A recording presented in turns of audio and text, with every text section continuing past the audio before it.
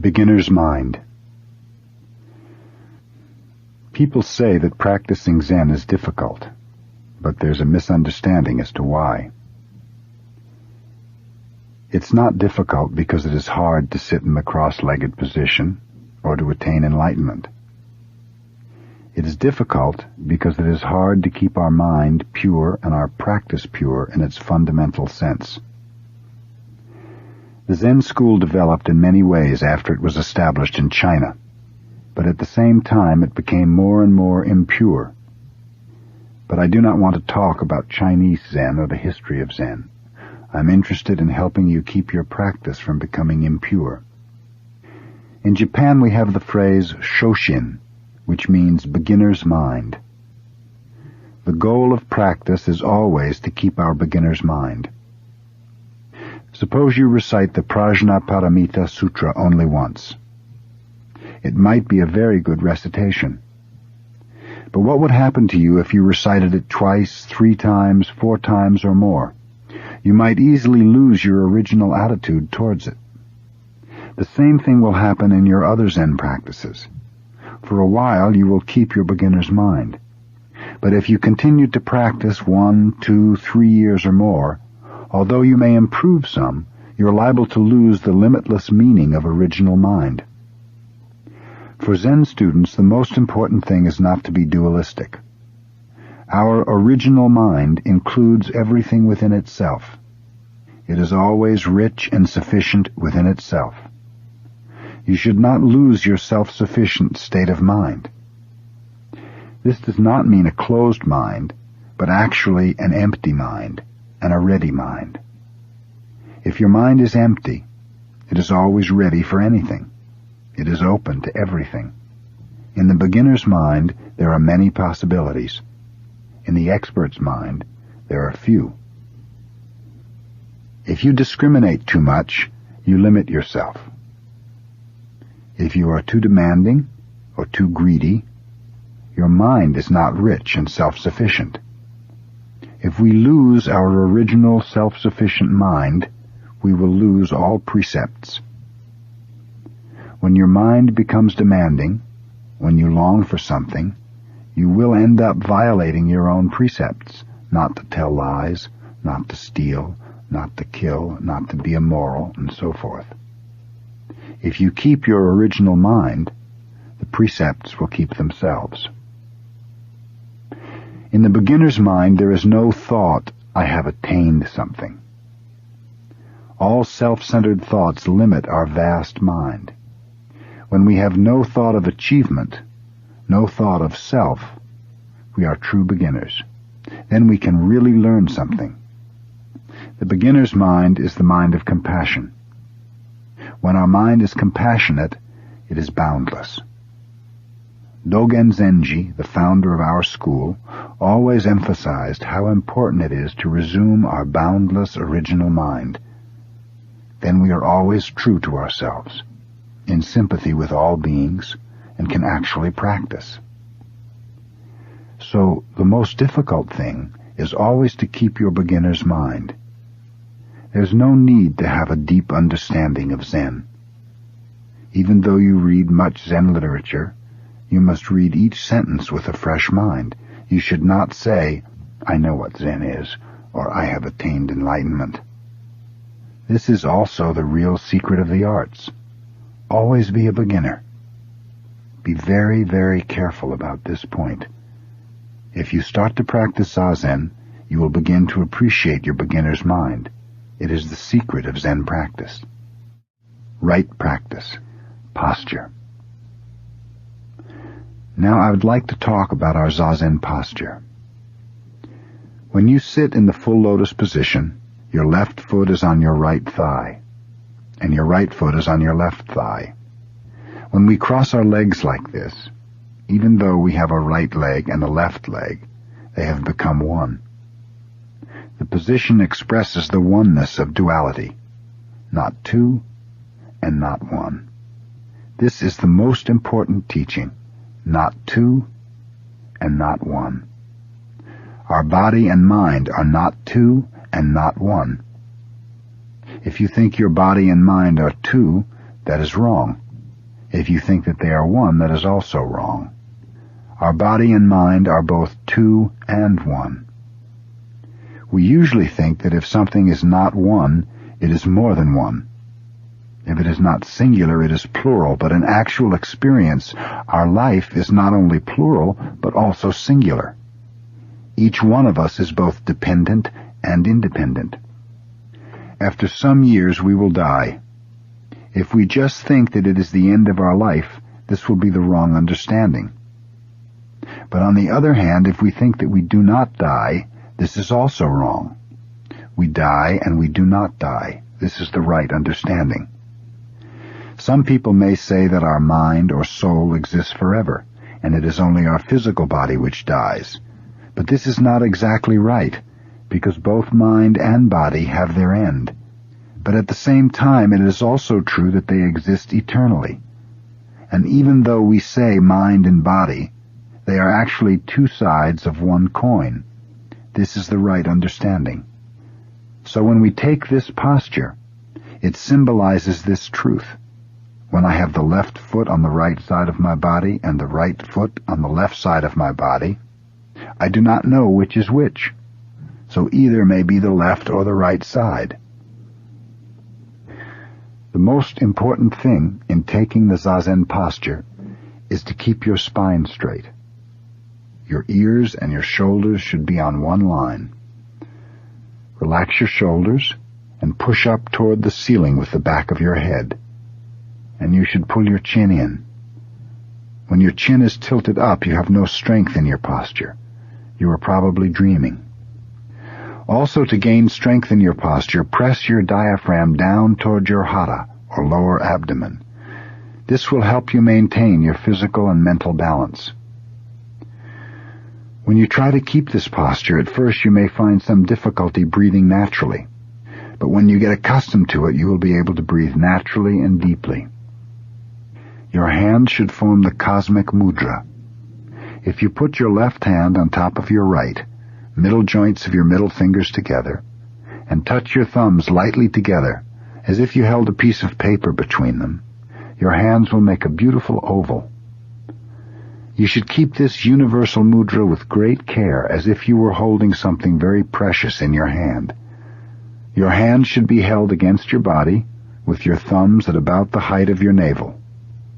Hold your arms freely and easily, and slightly away from your body, as if you held an egg under each arm without breaking it. You should not be tilted sideways, backwards, or forwards. You should be sitting straight up, as if you were supporting the sky with your head. This is not just form or breathing. It expresses the key point of Buddhism. It is a perfect expression of your Buddha nature. If you want true understanding of Buddhism, you should practice this way. These forms are not a means of obtaining the right state of mind. To take this posture itself is the purpose of our practice. When you have this posture, you have the right state of mind, so there's no need to try to attain some special state. When you try to attain something, your mind starts to wander about somewhere else.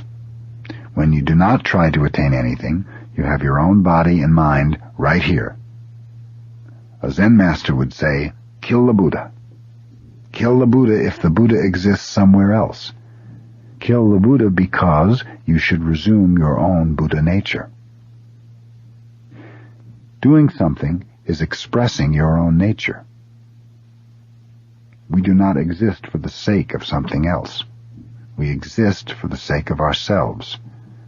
This is the fundamental teaching expressed in the forms we observe.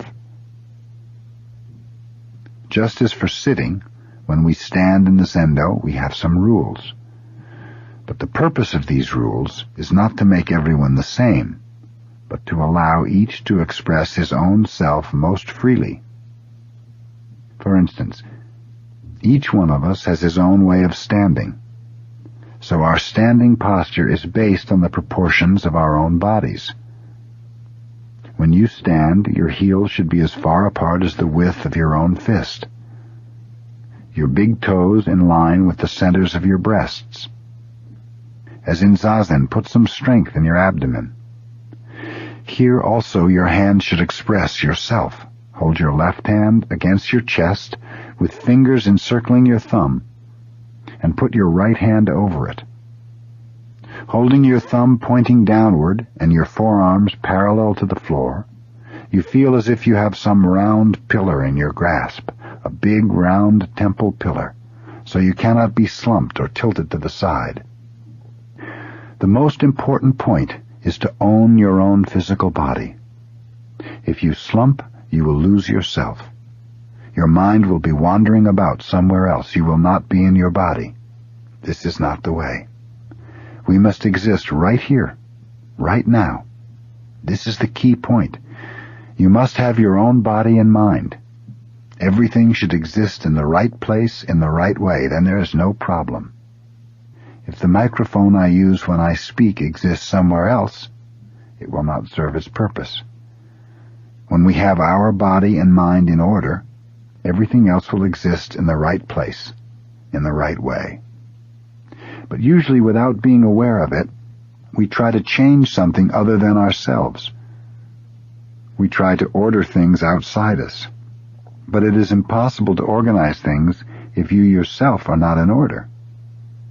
When you do things in the right way, at the right time, everything else will be organized.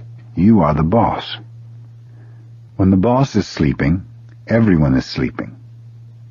When the boss does something right, everyone will do everything right and at the right time. That is the secret of Buddhism. So try always to keep the right posture, not only when you practice Zazen, but in all your activities. Take the right posture when you are driving your car and when you are reading. If you read in a slumped position, you cannot stay awake long. Try. You will discover how important it is to keep the right posture. This is the true teaching. The teaching which is written on paper is not the true teaching. Written teaching is a kind of food for your brain. Of course, it's necessary to take some food for your brain, but it is more important to be yourself by practicing the right way of life. That is why Buddha could not accept the religions existing at his time. He studied many religions, but he was not satisfied with their practices. He could not find the answer in asceticism or in philosophies. He was not interested in some metaphysical existence, but in his own body and mind, here and now. And when he found himself, he found that everything that exists has Buddha nature. That was his enlightenment. Enlightenment is not some good feeling or some particular state of mind. The state of mind that exists when you sit in the right posture is itself enlightenment. If you cannot be satisfied with the state of mind you have in Zazen, it means your mind is still wandering about. Our body and mind should not be wobbling or wandering about.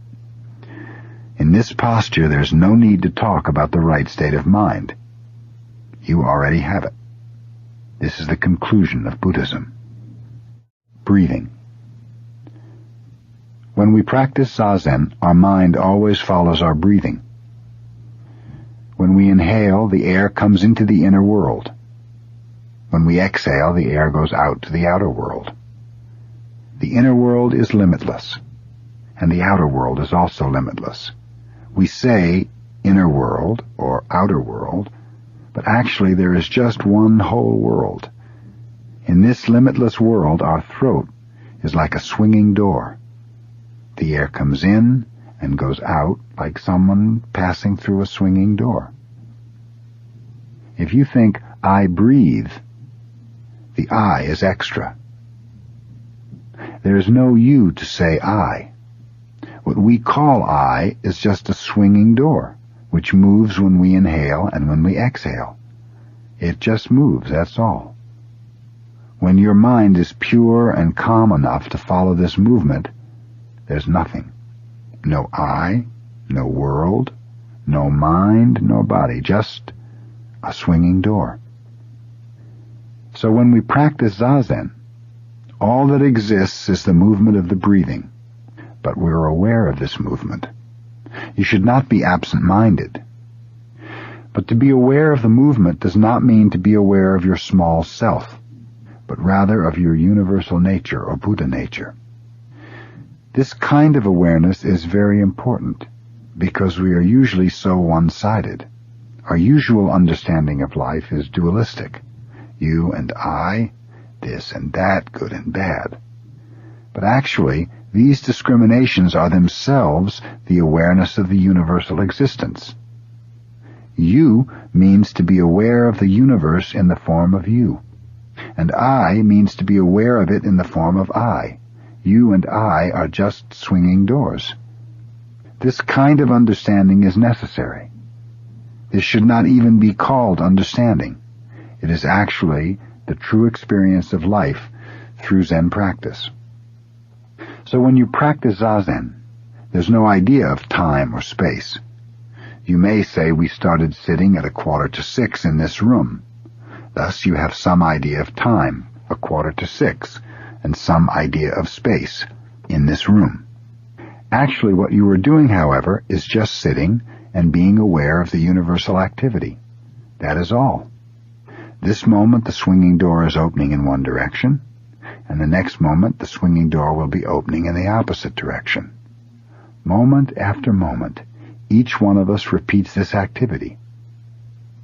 Here there is no idea of time or space. Time and space are one. You may say, I must do something this afternoon. But actually there's no this afternoon. We do things one after the other, that's all. There is no such time as this afternoon, or 1 o'clock, or 2 o'clock. At 1 o'clock you will eat your lunch. To eat lunch is itself 1 o'clock. You will be somewhere, but that place cannot be separated from 1 o'clock. For someone who actually appreciates our life, they're the same. But when we become tired of our life, we may say, I shouldn't have come to this place. It may have been much better to have gone to some other place for lunch. This place is not so good. In your mind, you create an idea of place separate from an actual time.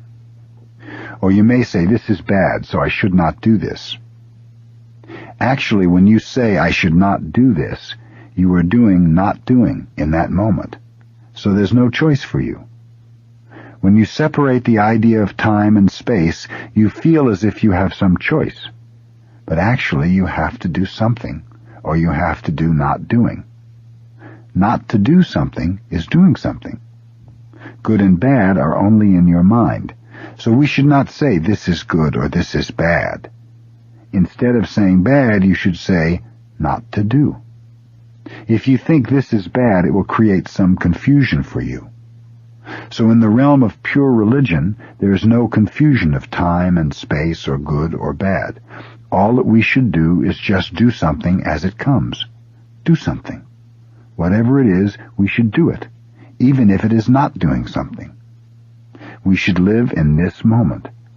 So when we sit, we concentrate on our breathing, and we become a swinging door, and we do something we should do, something we must do. This is Zen practice. In this practice, there's no confusion. If you establish this kind of life, you have no confusion whatsoever. To Zen, a famous Zen master, said, "The blue mountain is the father of the white cloud. The white cloud is the son of the blue mountain. All day long they depend on each other, without being dependent on each other. The white cloud is always the white cloud. The blue mountain is always the blue mountain." This is a pure, clear interpretation of life. There may be many things like the white cloud and blue mountain. Man and woman, teacher and disciple. They depend on each other. But the white cloud should not be bothered by the blue mountain. The blue mountain should not be bothered by the white cloud. They're quite independent, but yet dependent. This is how we live and how we practice Zazen. When we become truly ourselves, we just become a swinging door, and we are purely independent of, and at the same time dependent upon everything. Without air we cannot breathe. Each one of us is in the midst of myriads of worlds, We are in the center of the world, always, moment after moment. So we are completely dependent and independent. If you have this kind of experience, this kind of existence, you have absolute independence. You will not be bothered by anything. So when you practice Zazen, your mind should be concentrated on your breathing. This kind of activity is the fundamental activity of the universal being. Without this experience, this practice, it is impossible to attain absolute freedom. Control. To live in the realm of Buddha nature means to die as a small being, moment after moment. When we lose our balance, we die. But at the same time, we also develop ourselves. We grow. Whatever we see is changing, losing its balance. The reason everything looks beautiful is because it is out of balance. But its background is always in perfect harmony. This is how everything exists in the realm of Buddha nature, losing its balance against a background of perfect balance. So if you see things without realizing the background of Buddha nature, everything appears to be in the form of suffering. But if you understand the background of existence, you realize that suffering itself is how we live and how we extend our life. So in Zen, sometimes we emphasize the imbalance or disorder of life. Nowadays, traditional Japanese painting has become pretty formal and lifeless. That is why modern art has developed. Ancient painters used to practice putting dots on paper in artistic disorder. This is rather difficult. Even though you try to do it, usually what you do is arranged in some order. You think you can control it, but you cannot. It is almost impossible to arrange your dots out of order. It is the same with taking care of your everyday life. Even though you try to put people under some control, it is impossible. You cannot do it.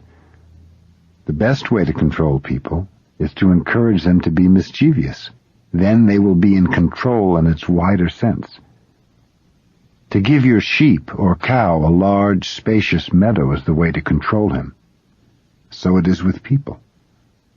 First let them do what they want, and watch them. This is the best policy. To ignore them is not good. That is the worst policy. The second worst is trying to control them.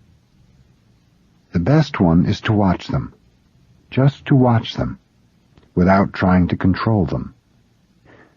The same way works for you yourself as well.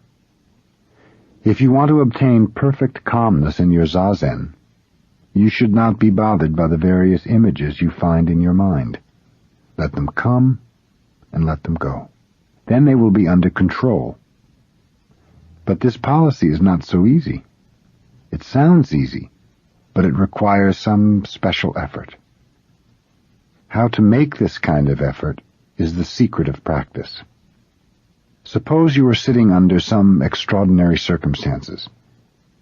If you try to calm your mind, you will be unable to sit, and if you try not to be disturbed, your effort will not be the right effort. The only effort that will help you is to count your breathing, or to concentrate on your inhaling and exhaling. We say concentration, but to concentrate your mind on something is not the true purpose of Zen. The true purpose is to see things as they are, to observe things as they are, and to let everything go as it goes. This is to put everything under control, in its widest sense. Zen practice is to open up our small mind. So concentrating is just an aid to help you realize big mind, or the mind that is everything. If you want to discover the true meaning of Zen in your everyday life, you have to understand the meaning of keeping your mind on your breathing and your body in the right posture in Zazen.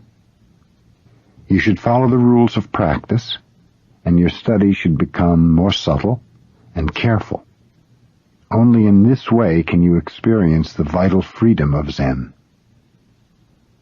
Dogen Zenji said, "Time goes from present to past." This is absurd, but in our practice, sometimes it is true.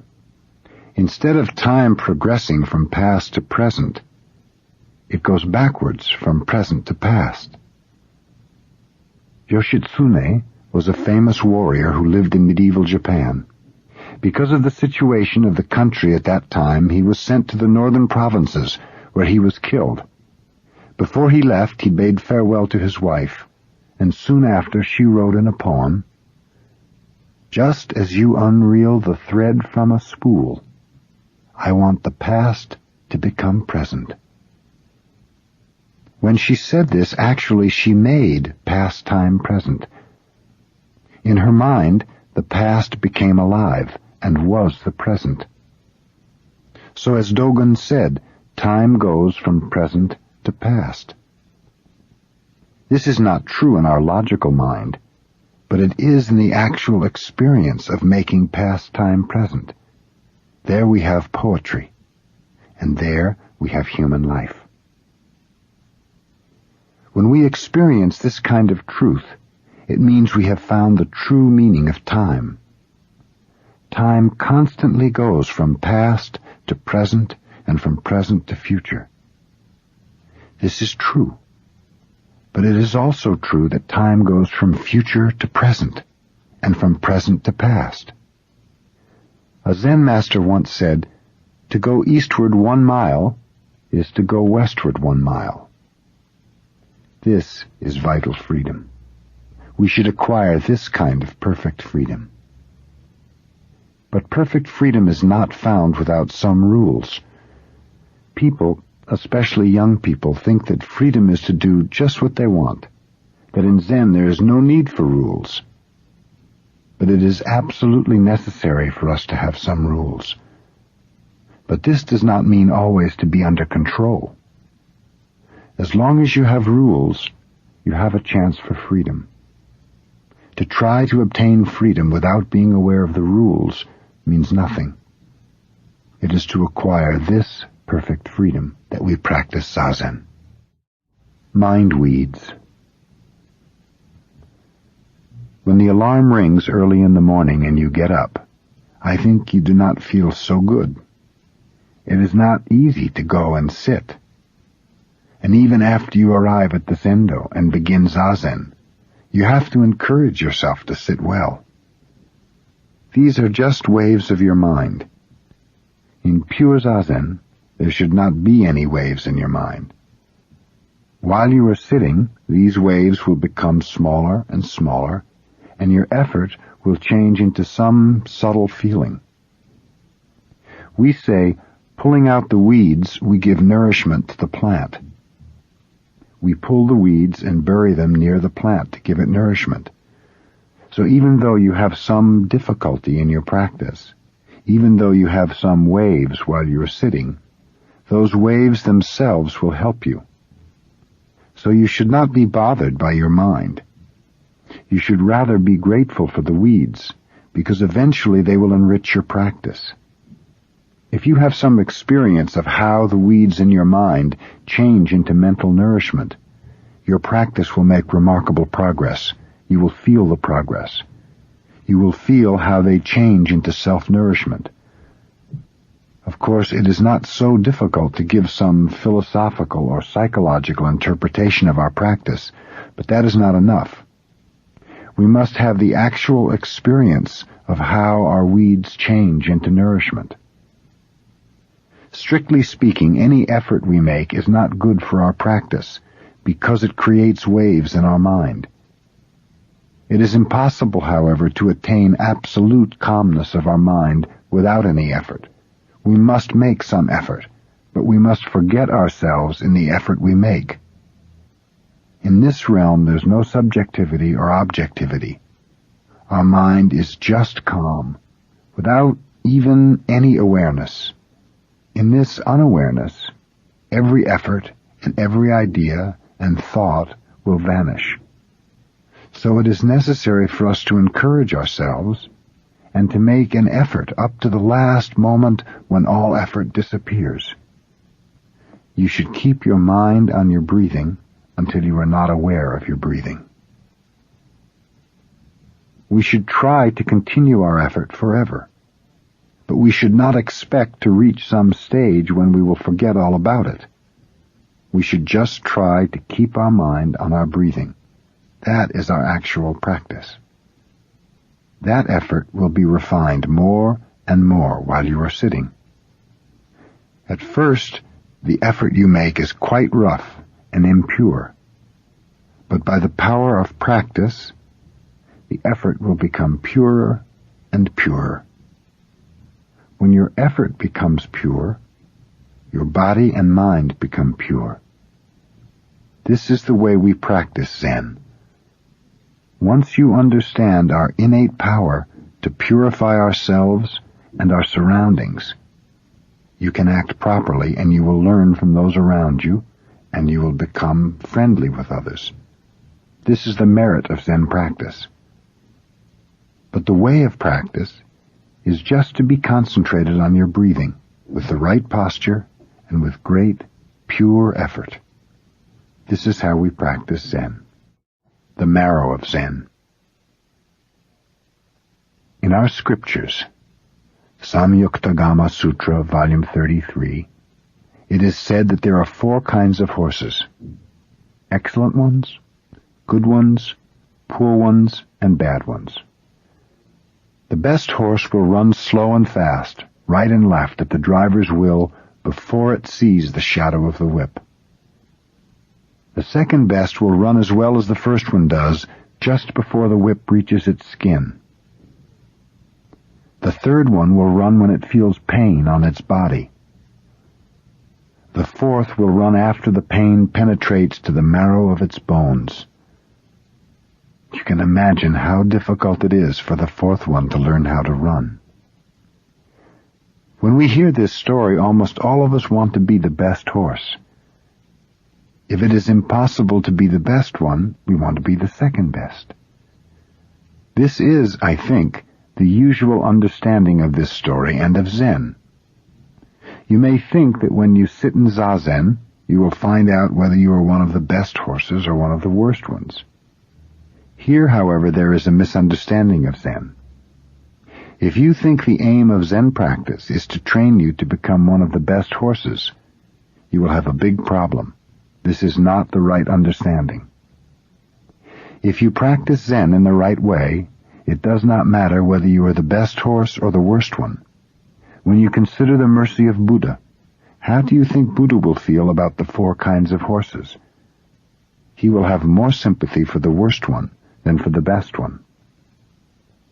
When you are determined to practice Zazen with the great mind of Buddha, you will find the worst horse is the most valuable one. In your very imperfections, you will find the basis for your firm, way-seeking mind.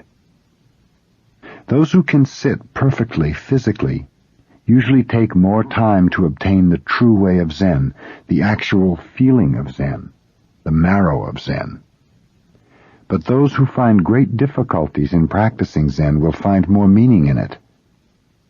So I think that sometimes the best horse may be the worst horse, and the worst horse can be the best one. If you study calligraphy, you will find that those who are not so clever usually become the best calligraphers. Those who are very clever with their hands often encounter great difficulty after they have reached a certain stage. This is also true in art and in Zen. It is true in life. So when we talk about Zen, we cannot say, he is good, or he is bad, in the ordinary sense of the words. The posture taken in Zazen is not the same for each of us. For some, it may be impossible to take the cross-legged posture. But even though you cannot take the right posture, when you arouse your real way-seeking mind, you can practice Zen in its true sense. Actually, it is easier for those who have difficulties in sitting to arouse the true way-seeking mind than for those who can sit easily. When we reflect on what we are doing in our everyday life, we are always ashamed of ourselves. One of my students wrote to me saying, "You sent me a calendar, and I am trying to follow the good mottos which appear on each page. But the year has hardly begun, and already I have failed." Dogen Zenji said, "Shoshaku Jushaku." Shaku generally means mistake or wrong. Shoshaku Jushaku means to succeed wrong with wrong, or one continuous mistake. According to Dogen, one continuous mistake can also be Zen. A Zen master's life could be said to be so many years of Shoshaku Jushaku. This means so many years of one single-minded effort. We say a good father is not a good father. Do you understand? One who thinks he is a good father is not a good father. One who thinks he is a good husband is not a good husband. One who thinks he is one of the worst husbands may be a good one if he is always trying to be a good husband with a single-hearted effort. If you find it impossible to sit because of some pain or some physical difficulty, then you should sit anyway, using a thick cushion or a chair. Even though you are the worst horse, you will get to the marrow of Zen. Suppose your children are suffering from a hopeless disease. You do not know what to do. You cannot lie in bed. Normally the most comfortable place for you would be a warm, comfortable bed, but now because of your mental agony you cannot rest. You may walk up and down, in and out, but this does not help.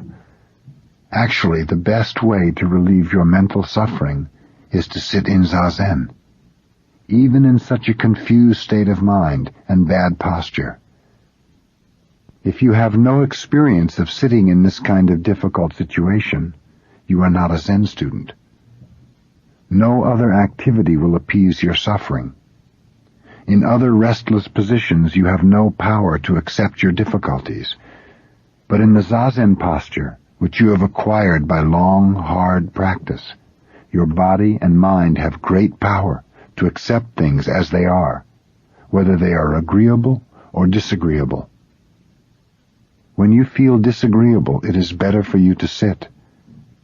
There is no other way to accept your problem and work on it. Whether you are the best horse or the worst, or whether your posture is good or bad is out of the question. Everyone can practice Zazen, and in this way work on his problems and accept them.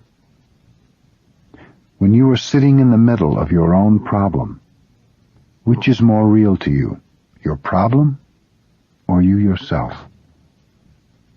The awareness that you are here, right now, is the ultimate fact.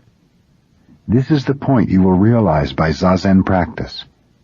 In continuous practice, under a succession of agreeable and disagreeable situations, you will realize the marrow of Zen and acquire its true strength. Bowing. After Zazen, we bow to the floor 9 times. By bowing, we are giving up ourselves. To give up ourselves means to give up our dualistic ideas. So there is no difference between Zazen practice and bowing. Usually to bow means to pay our respects to something which is more worthy of respect than ourselves. But when you bow to Buddha, you should have no idea of Buddha. You just become one with Buddha. You are already Buddha himself. When you become one with Buddha, one with everything that exists, you find the true meaning of being. When you forget all your dualistic ideas, everything becomes your teacher, and everything can be the object of worship. When everything exists within your big mind, all dualistic relationships drop away.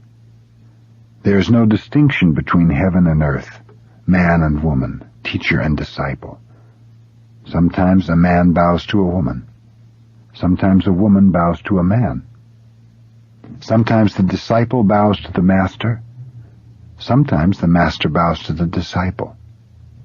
A master who cannot bow to his disciple cannot bow to Buddha. Sometimes the master and disciple bow together to Buddha.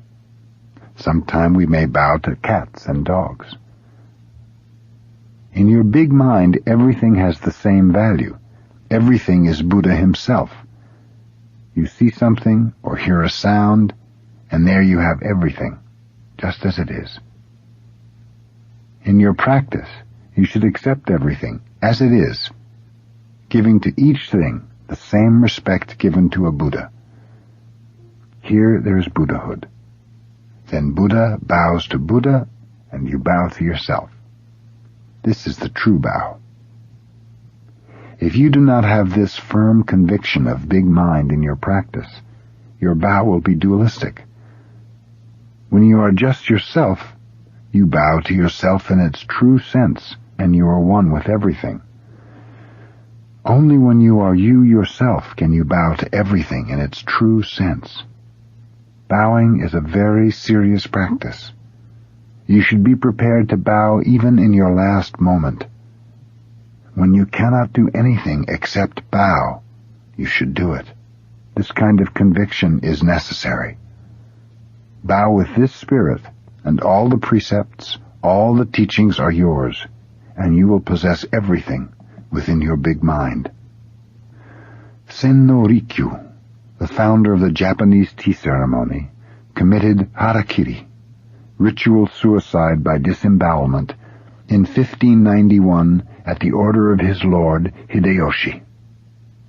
Just before Rikyu took his own life, he said, "When I have this sword, there is no Buddha and no patriarchs." He meant that when we have the sword of big mind, there is no dualistic world. The only thing which exists is this spirit. This kind of imperturbable spirit was always present in Rikyu's tea ceremony. He never did anything in just a dualistic way. He was ready to die in each moment. In ceremony after ceremony, he died, and he renewed himself. This is the spirit of the tea ceremony. This is how we bow. My teacher had a callus on his forehead from bowing. He knew he was an obstinate, stubborn fellow, and so he bowed and bowed and bowed. The reason he bowed was that inside himself he always heard his master's scolding voice. He had joined the Soto order when he was 30, which for a Japanese priest is rather late. When we are young, we are less stubborn, and it is easier to get rid of our selfishness. So his master always called my teacher, "You lately joined fellow," and scolded him for joining so late. Actually, his master loved him for his stubborn character. When my teacher was 70, he said, "When I was young, I was like a tiger. But now, I'm like a cat." He was very pleased to be like a cat. Bowing helps to eliminate our self-centered ideas. This is not so easy. It is difficult to get rid of these ideas, and bowing is a very valuable practice. The result is not the point. It is the effort to improve ourselves that is valuable. There is no end to this practice. Each bow expresses one of the 4 Buddhist vows. These vows are, although sentient beings are innumerable, we vow to save them. Although our evil desires are limitless, we vow to be rid of them. Although the teaching is limitless, we vow to learn it all. Although Buddhism is unattainable, we vow to attain it.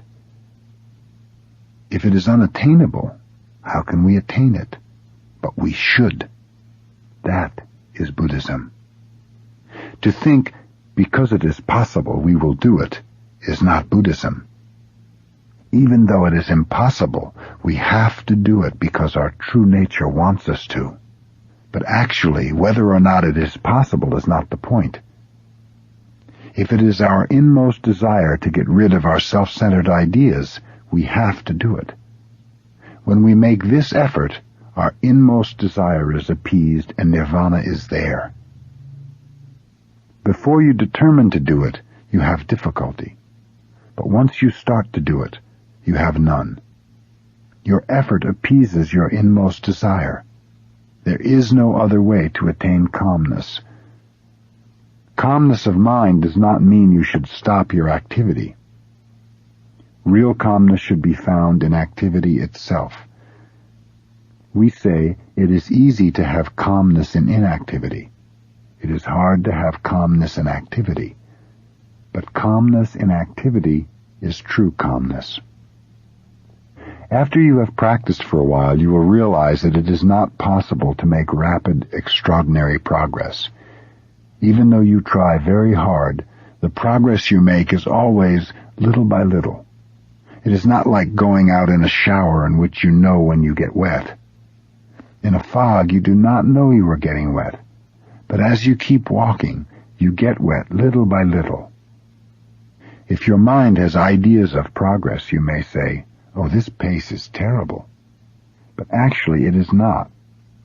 When you get wet in a fog, it is very difficult to dry yourself. So there is no need to worry about progress. It is like studying a foreign language. You cannot do it all of a sudden, but by repeating it over and over, you will master it. This is the Soto way of practice.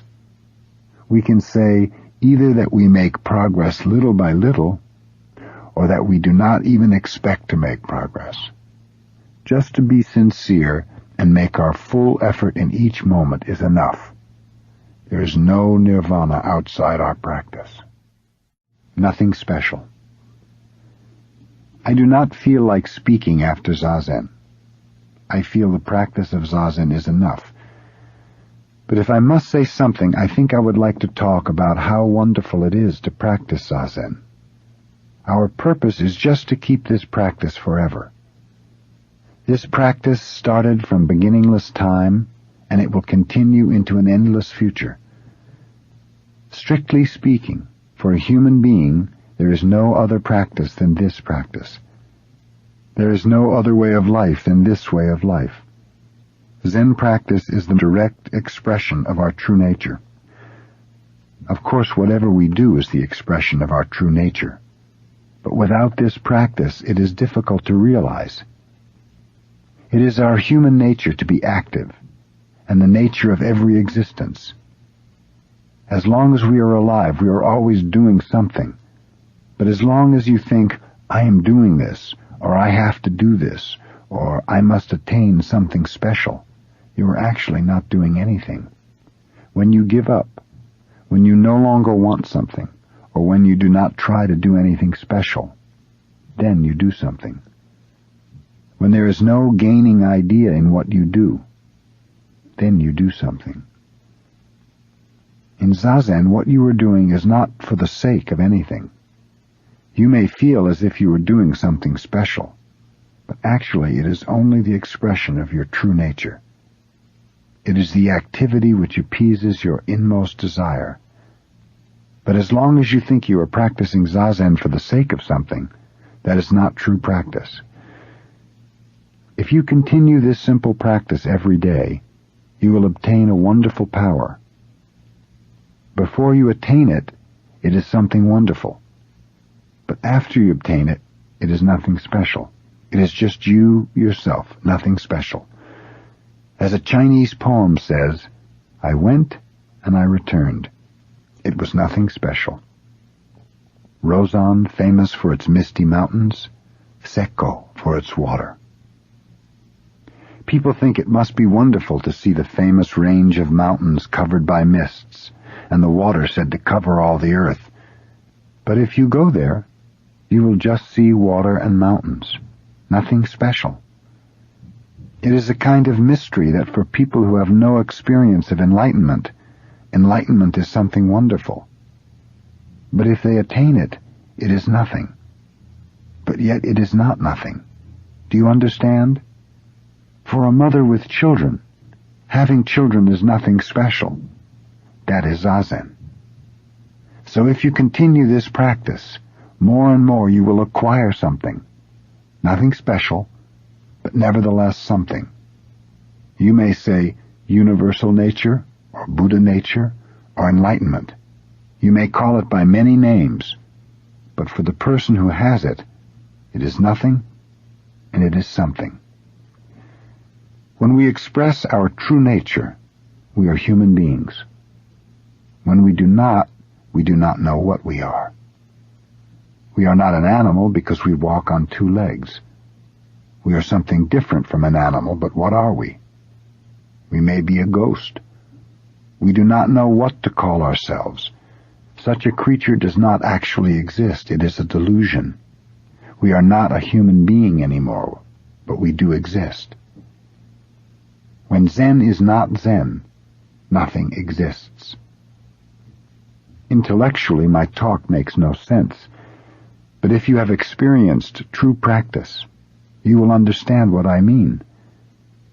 If something exists, it has its own true nature, its Buddha nature. In the Parinirvana Sutra, Buddha says, everything has Buddha nature. But Dogen reads it in this way, everything is Buddha nature. There is a difference. If you say everything has Buddha nature, it means Buddha nature is in each existence, so Buddha nature and each existence are different. But when you say everything is Buddha nature, it means everything is Buddha nature itself. When there is no Buddha nature, there is nothing at all. Something apart from Buddha nature is just a delusion. It may exist in your mind, but such things actually do not exist. So, to be a human being is to be a Buddha. Buddha nature is just another name for human nature, our true human nature. Thus, even though you do not do anything, you are actually doing something. You are expressing yourself. You are expressing your true nature. Your eyes will express, your voice will express, your demeanor will express. The most important thing is to express your true nature in the simplest, most adequate way and to appreciate it in the smallest existence. While you are continuing this practice, week after week, year after year, your experience will become deeper and deeper, and your experience will cover everything you do in your everyday life. The most important thing is to forget all gaining ideas, all dualistic ideas. In other words, just practice Zazen in a certain posture. Do not think about anything. Just remain on your cushion without expecting anything. Then, eventually, you will resume your own true nature. That is to say, your own true nature resumes itself. Part 2. Right Attitude. Single-minded way. The purpose of my talk is not to give you some intellectual understanding, but just to express my appreciation of our Zen practice. To be able to sit with you in Zazen is very, very unusual. Of course, whatever we do is unusual because our life itself is so unusual. Buddha said, to appreciate your human life is as rare as soil on your fingernail. You know, dirt hardly ever sticks on your nail. Our human life is rare and wonderful. When I sit, I want to remain sitting forever. But I encourage myself to have another practice. For instance, to recite the sutra or to bow.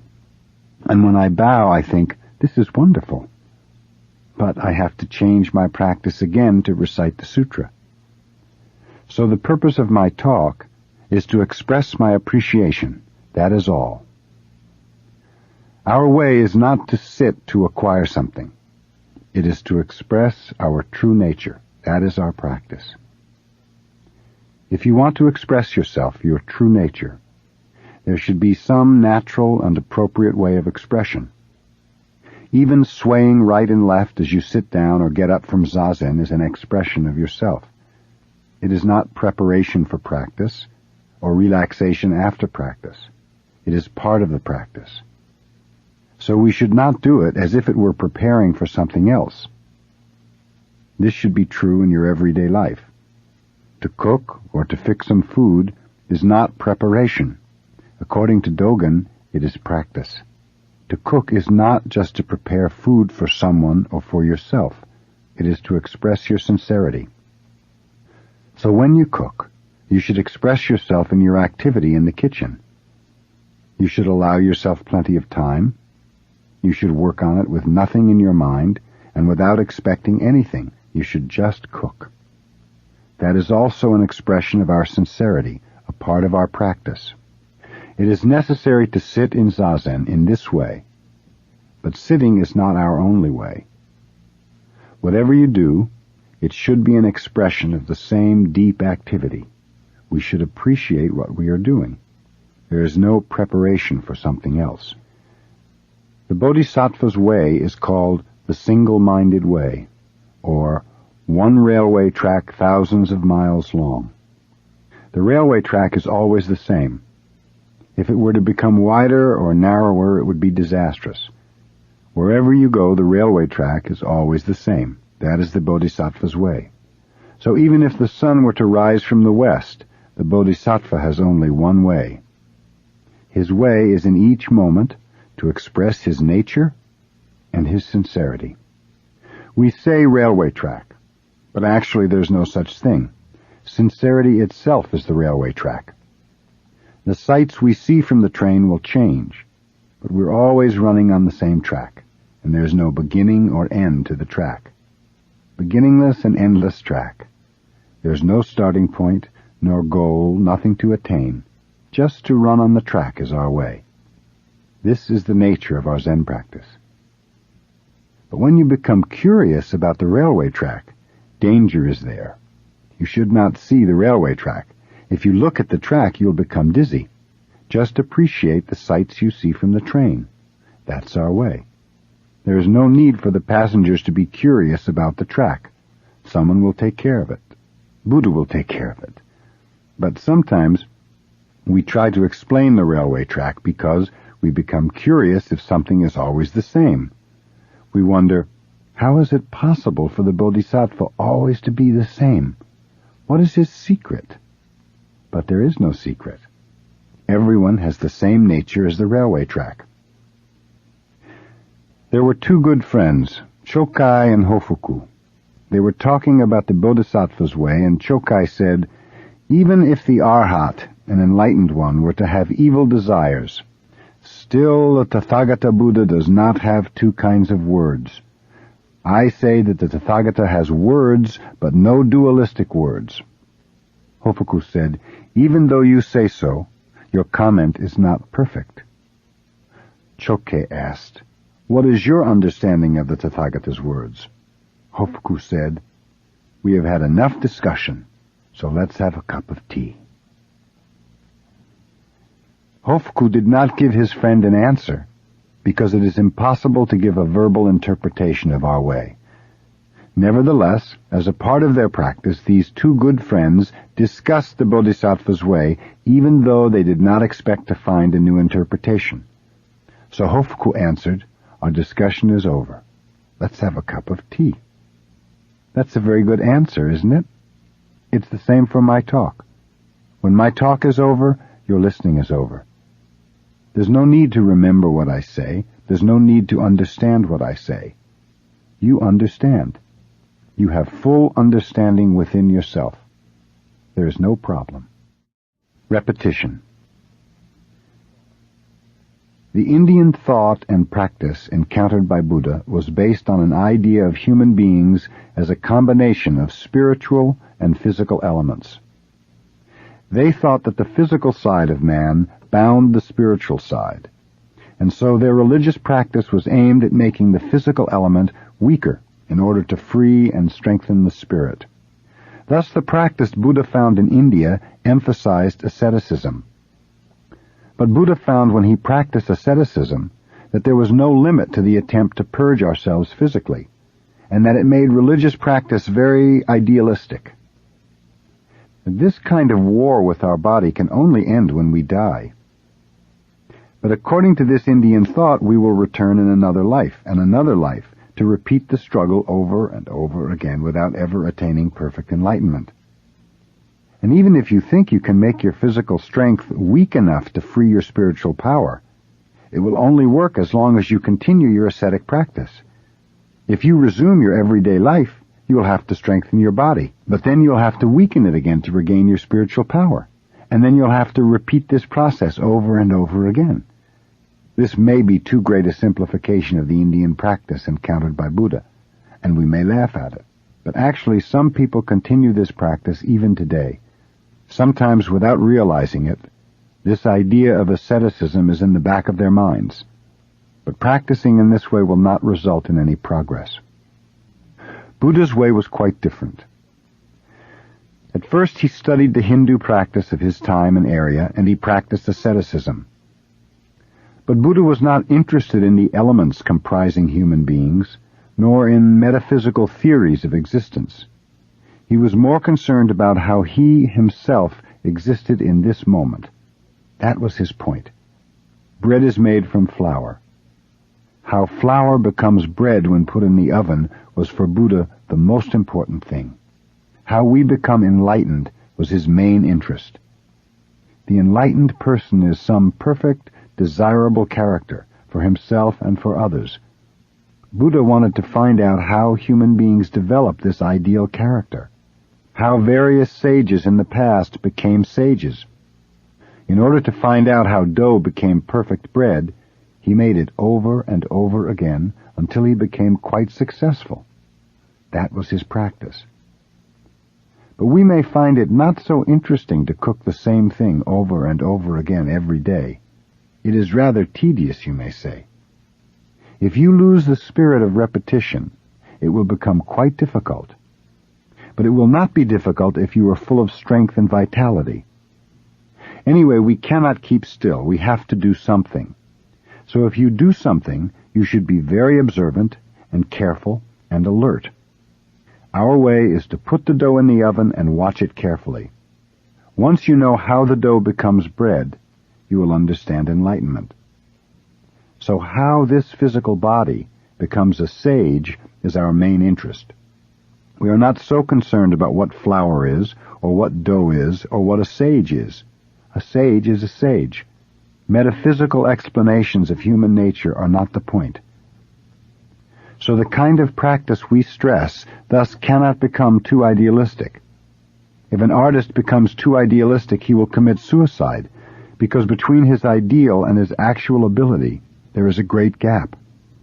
Because there is no bridge long enough to go across the gap, he will begin to despair. That is the usual spiritual way.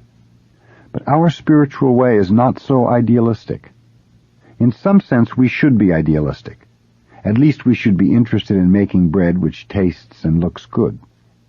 Actual practice is repeating over and over again until you find out how to become bread. There is no secret in our way. Just to practice Zazen and put ourselves into the oven is our way. Zen and excitement. My master died when I was 31. Although I wanted to devote myself just to Zen practice at a Heiji monastery, I had to succeed my master at his temple. I became quite busy, and being so young I had many difficulties. These difficulties gave me some experience, but it meant nothing compared with the true, calm, serene way of life. It is necessary for us to keep the constant way. Zen is not some kind of excitement, but concentration on our usual, everyday routine. If you become too busy and too excited, your mind becomes rough and ragged. This is not good. If possible, try to be always calm and joyful, and keep yourself from excitement. Usually, we become busier and busier, day by day, year by year, especially in our modern world. If we revisit old, familiar places after a long time, we are astonished by the changes. It cannot be helped. But if we become interested in some excitement or in our own change, we will become completely involved in our busy life and we will be lost. But if your mind is calm and constant, you can keep yourself away from the noisy world, even though you are in the midst of it. In the midst of noise and change, your mind will be quiet and stable. Zen is not something to get excited about. Some people start to practice Zen just out of curiosity, and they only make themselves busier. If your practice makes you worse, it is ridiculous. I think that if you try to do Zazen once a week, that will make you busy enough. Do not be too interested in Zen. When young people get excited about Zen, they often give up schooling and go to some mountain or forest in order to sit. That kind of interest is not true interest. Just continue in your calm, ordinary practice, and your character will be built up. If your mind is always busy, there will be no time to build, and you will not be successful, particularly if you work too hard on it. Building character is like making bread. You have to mix it, little by little, step by step, and moderate temperature is needed. You know yourself quite well, and you know how much temperature you need. You know exactly what you need. But if you get too excited, you will forget how much temperature is good for you, and you will lose your own way. This is very dangerous. Buddha said the same thing about the good ox driver. The driver knows how much load the ox can carry, and he keeps the ox from being overloaded. You know your way and your state of mind. Do not carry too much. Buddha also said that building character is like building a dam. You should be very careful in making the bank. If you try to do it all at once, water will leak from it. Make the bank carefully, and you'll end up with a fine dam for the reservoir. Our unexciting way of practice may appear to be very negative. This is not so. It is a wise and effective way to work on ourselves. It is just very plain. I find this point very difficult for people, especially young people, to understand. On the other hand, it may seem as if I am speaking about gradual attainment. This is not so either. In fact, this is the sudden way, because when your practice is calm and ordinary, everyday life itself is enlightenment. Right effort. The most important point in our practice is to have right or perfect effort. Right effort directed in the right direction is necessary. If your effort is headed in the wrong direction, especially if you're not aware of this, it is diluted effort. Our effort in our practice should be directed from achievement to non-achievement. Usually when you do something, you want to achieve something. You attach to some result.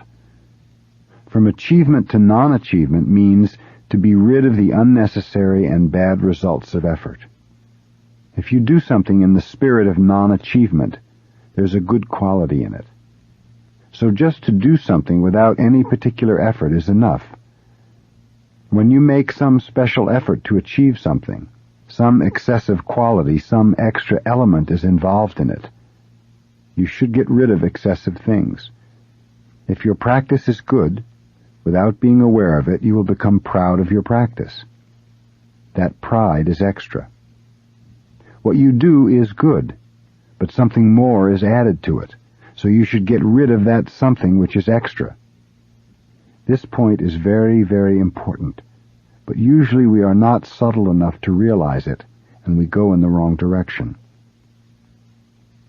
Because all of us are doing the same thing and making the same mistake, we do not realize it. So without realizing it, we are making many mistakes, and we create problems among us. This kind of bad effort is called being dharma-ridden, or practice-ridden. You are involved in some idea of practice or attainment, and you cannot get out of it. When you are involved in some dualistic idea, it means your practice is not pure. By purity, we do not mean to polish something, trying to make some impure thing pure. By purity, we just mean things as they are. When something is added, that is impure. When something becomes dualistic, that is not pure.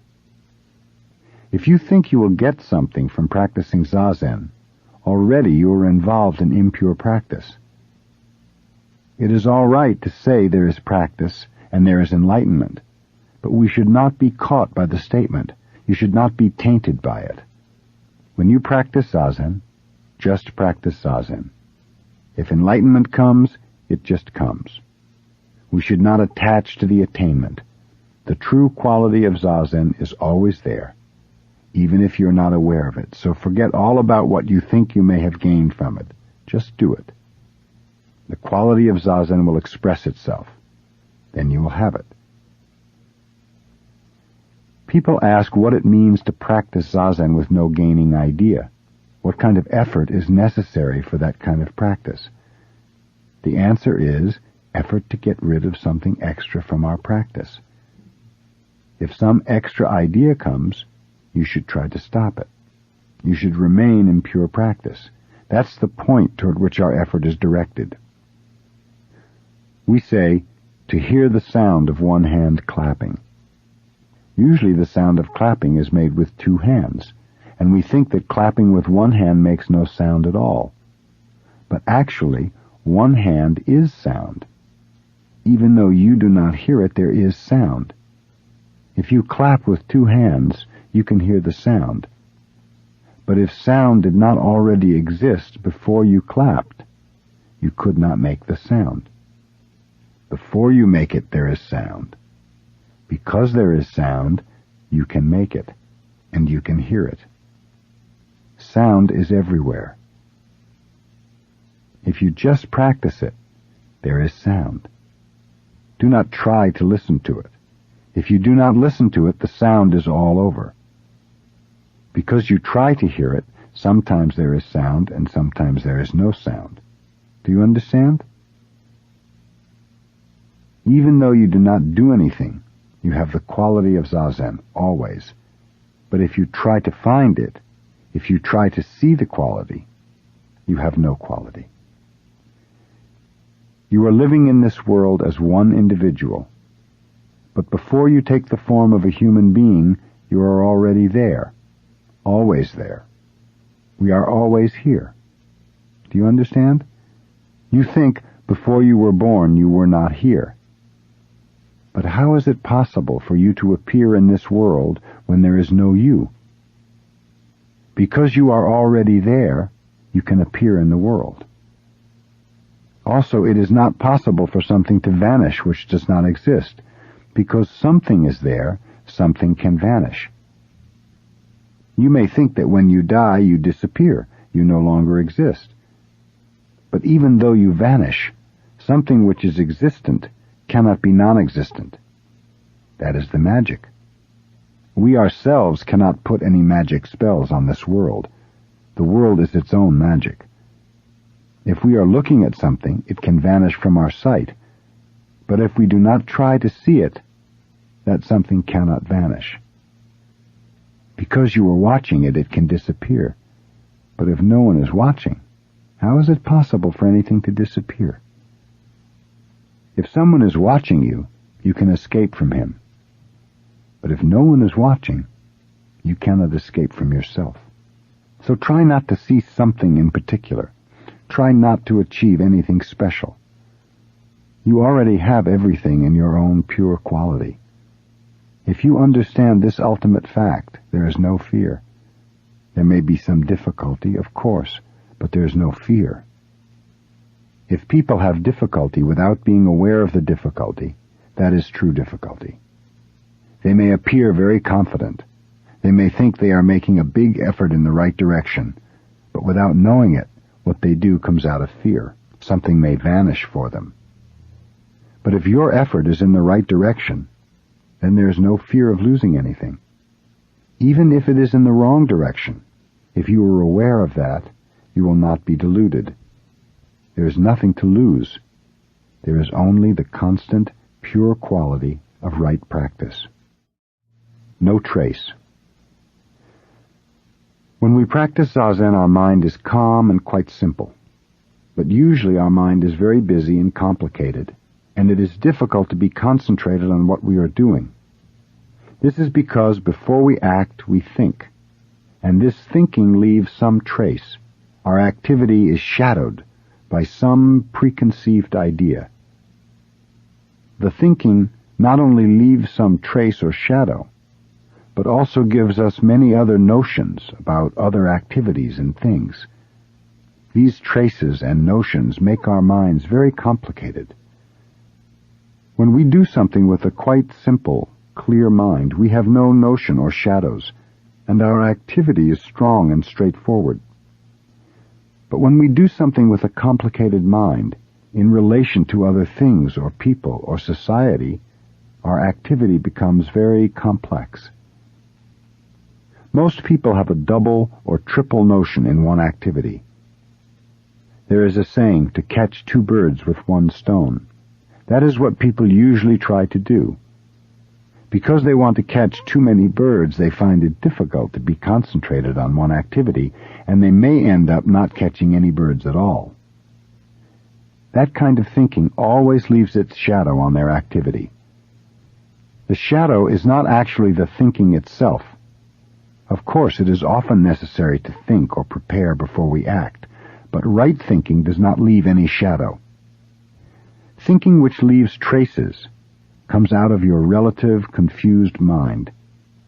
Relative mind is the mind which sets itself in relation to other things, thus limiting itself. It is this small mind which creates gaining ideas and leaves traces of itself. If you leave a trace of your thinking on your activity, you will be attached to the trace. For instance, you may say, "This is what I have done." But actually it is not so. In your recollection you may say, "I did such and such a thing in some certain way." But actually that is never exactly what happened. When you think in this way, you limit the actual experience of what you have done. So if you attach to the idea of what you have done, you are involved in selfish ideas. Often we think what we have done is good, but it may not actually be so. When we become old, we are very often proud of what we have done. When others listen to someone proudly telling something which he has done, they will feel funny, because they know his recollection is one-sided. They know that what he has told them is not exactly what he did. Moreover, if he is proud of what he did, that pride will create some problem for him. Repeating his recollections in this way, his personality will be twisted more and more until he becomes quite a disagreeable, stubborn fellow. This is an example of leaving a trace of one's thinking. We should not forget what we did, but it should be without an extra trace. To leave a trace is not the same as to remember something. It is necessary to remember what we have done, but we should not become attached to what we have done in some special sense. What we call attachment is just these traces of our thought and activity. In order not to leave any traces, when you do something, you should do it with your whole body and mind. You should be concentrated on what you do. You should do it completely, like a good bonfire. You should not be a smoky fire. You should burn yourself completely. If you do not burn yourself completely, a trace of yourself will be left in what you do. You will have something remaining which is not completely burned out. Zen activity is activity which is completely burned out, with nothing remaining but ashes. This is the goal of our practice. That is what Dogen meant when he said, "Ashes do not come back to firewood." Ash is ash. Ash should be completely ash. The firewood should be firewood. When this kind of activity takes place, one activity covers everything. So our practice is not a matter of 1 hour or 2 hours or 1 day or 1 year. If you practice Zazen with your whole body and mind, even for a moment, that is Zazen. So moment after moment, you should devote yourself to your practice. You should not have any remains after you do something. But this does not mean to forget all about it. If you understand this point, all the dualistic thinking and all the problems of life will vanish. When you practice Zen, you become one with Zen. There is no you and no Zazen. When you bow, there is no Buddha and no you. One complete bowing takes place, that is all. This is nirvana. When Buddha transmitted our practice to Mahakashyapa, he just picked up a flower with a smile. Only Mahakashyapa understood what he meant. No one else understood. We do not know if this is a historical event or not, but it means something. It is a demonstration of our traditional way. Some activity which covers everything is true activity, and the secret of this activity is transmitted from Buddha to us. This is Zen practice, not some teaching taught by Buddha or some rules of life set up by him. The teaching or the rules should be changed according to the place or according to the people who observe them, but the secret of this practice cannot be changed. It is always true. So for us, there is no other way to live in this world. I think this is quite true, and this is easy to accept, easy to understand, and easy to practice. If you compare the kind of life based on this practice with what is happening in this world or in human society, you will find out just how valuable the truth Buddha left us is. It is quite simple, and practice is quite simple. But even so, we should not ignore it. Its great value must be discovered. Usually when it is so simple, we say, "Oh, I know that. It is quite simple. Everyone knows that." But if we do not find its value, it means nothing. It is the same as not knowing. The more you understand culture, the more you will understand how true and how necessary this teaching is. Instead of only criticizing your culture, you should devote your mind and body to practicing this simple way. Then society and culture will grow out of you. It may be all right for the people who are too attached to their culture to be critical. Their critical attitude means they are coming back to the simple truth left by Buddha. But our approach is just to be concentrated on a simple, basic practice and a simple, basic understanding of life. There should be no traces in our activity. We should not attach to some fancy ideas or to some beautiful things. We should not seek for something good. The truth is always near at hand, within your reach. God-giving. Every existence in nature, every existence in the human world, every cultural work that we create is something which was given or is being given to us, relatively speaking. But as everything is originally one, we are in actuality giving out everything.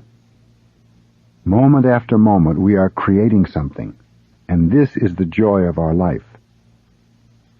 But this I, which is creating and always giving out something, is not the small I. It is the big I.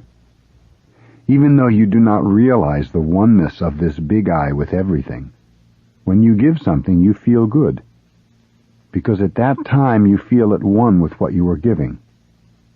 This is why it feels better to give than to take. We have a saying, Danya Prajna Paramita. Danya means to give. Prajna is wisdom, and Paramita means to cross over or to reach the other shore. Our life can be seen as a crossing of a river.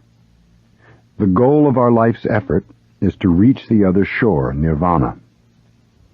Prajna Paramita, the true wisdom of life, is that in each step of the way, the other shore is actually reached. To reach the other shore with each step of the crossing is the way of true living. Danya Prajna Paramita is the first of the 6 ways of true living. The second is Sila Prajna Paramita, or the Buddhist precepts. Then there are Kshanti Prajna Paramita, or endurance, Virya Prajna Paramita, or ardor and constant effort, Dhyana Prajna Paramita, or Zen practice, and Prajna Paramita, or wisdom. Actually, these 6 Prajna Paramita are one, but as we can observe life from various sides, we count 6. Dogen Zenji said, to give is non-attachment. That is, just not to attach to anything is to give. It does not matter what is given. To give a penny or a piece of leaf is danya prajna paramita. To give one line or even one word of teaching is danya prajna paramita. If given in the spirit of non-attachment, the material offering and the teaching offering have the same value. With the right spirit, all that we do, all that we create, is danya prajna paramita. So Dogen said, to produce something, to participate in human activity, is also danya prajna paramita. To provide a ferry boat for people, or to make a bridge for people, is danya prajna paramita. Actually, to give one line of the teaching may be to make a ferry boat for someone. According to Christianity, every existence in nature is something which was created for or given to us by God. That is the perfect idea of giving. But if you think that God created man, and that you are somehow separate from God, you are liable to think you have the ability to create something separate, something not given by Him. For instance, we create airplanes and highways, and when we repeat, I create, I create, I create, soon we forget who is actually the I which creates the various things. We soon forget about God. This is the danger of human culture. Actually, to create with the big I is to give. We cannot create and own what we create for ourselves, since everything was created by God. This point should not be forgotten. But because we do forget who is doing the creating and the reason for the creation, we become attached to the material or exchange value. This has no value in comparison to the absolute value of something as God's creation. Even though something has no material or relative value to any small I, it has absolute value in itself. Not to be attached to something is to be aware of its absolute value. Everything you do should be based on such an awareness, and not on material or self-centered ideas of value. Then whatever you do is true giving, is danya prajna paramita. When we sit in the cross-legged posture, we resume our fundamental activity of creation. There are perhaps three kinds of creation. The first is to be aware of ourselves after we finish Zazen. When we sit, we are nothing. We do not even realize what we are, we just sit. But when we stand up, we are there. That is the first step in creation. When you are there, everything else is there. Everything is created all at once. When we emerge from nothing, when everything emerges from nothing, we see it all as fresh, new creation. This is non-attachment. The second kind of creation is when you act or produce or prepare something like food or tea. The third kind is to create something within yourself, such as education or culture or art or some system for our society. So there are three kinds of creation. But if you forget the first, the most important one, the other two will be like children who have lost their parents. Their creation will mean nothing. Usually everyone forgets about Zazen. Everyone forgets about God. They work very hard at the second and third kinds of creation, but God does not help the activity. How is it possible for Him to help when He does not realize who He is? That is why we have so many problems in this world. When we forget the fundamental source of our creating, we are like children who do not know what to do when they lose their parents. If you understand danya prajna paramita, you will understand how it is we create so many problems for ourselves.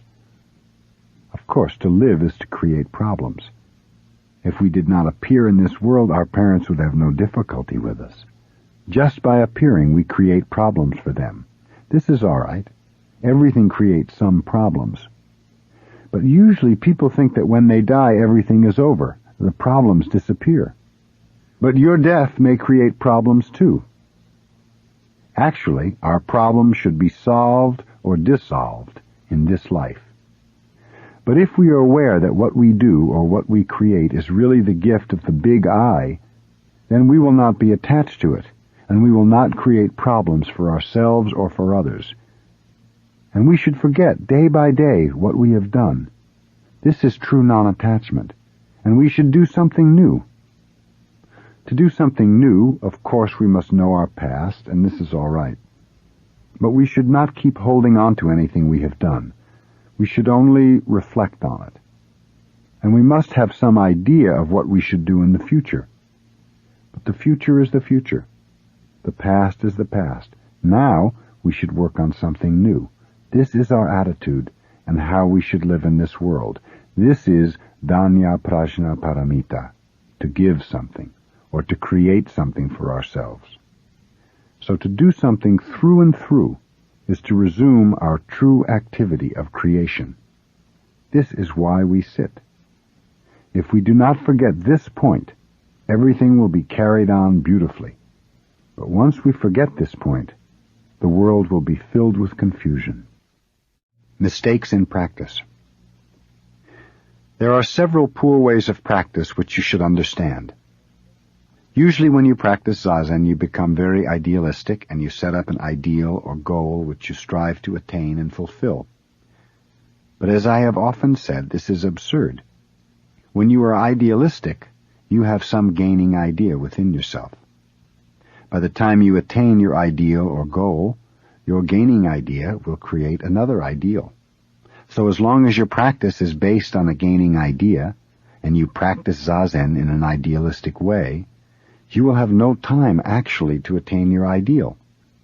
Moreover, you will be sacrificing the meat of your practice. Because your attainment is always ahead, you will always be sacrificing yourself now for some ideal in the future. You end up with nothing. This is absurd. It is not adequate practice at all. But even worse than this idealistic attitude is to practice Zazen in competition with someone else. This is a poor, shabby kind of practice. Our Soto way puts an emphasis on shikantaza, or just sitting. Actually, we do not have any particular name for our practice. When we practice Zazen, we just practice it. And whether we find joy in our practice or not, we just do it. Even though we are sleepy and we are tired of practicing Zazen, of repeating the same thing day after day, even so, we continue our practice. Whether or not someone encourages our practice, we just do it. Even when you practice Zazen alone, without a teacher, I think you will find some way to tell whether your practice is adequate or not. When you are tired of sitting, or when you are disgusted with your practice, you should recognize this as a warning signal. You become discouraged with your practice when your practice has been idealistic. You have some gaining idea in your practice, and it is not pure enough. It is when your practice is rather greedy that you become discouraged with it. So you should be grateful that you have a sign or warning signal to show you the weak point in your practice. At that time, forgetting all about your mistake and renewing your way, you can resume your original practice. This is a very important point. So as long as you continue your practice, you are quite safe. But as it is very difficult to continue, you must find some way to encourage yourself. As it is hard to encourage yourself without becoming involved in some poor kind of practice, to continue our pure practice by yourself may be rather difficult. This is why we have a teacher. With your teacher you will correct your practice. Of course you will have a very hard time with him, but even so you will always be safe from wrong practice. Most Zen Buddhist priests have had a difficult time with their masters. When they talk about the difficulties, you may think that without this kind of hardship you cannot practice Zazen, but this is not true. Whether you have difficulties in your practice or not, as long as you continue it, you have pure practice in its true sense. Even when you are not aware of it, you have it. So Dogen Zenji said, "Do not think you will necessarily be aware of your own enlightenment. Whether or not you are aware of it, you have your own true enlightenment within your practice." Another mistake will be to practice for the sake of the joy you find in it. Actually, when your practice is involved in a feeling of joy, it is not in very good shape either.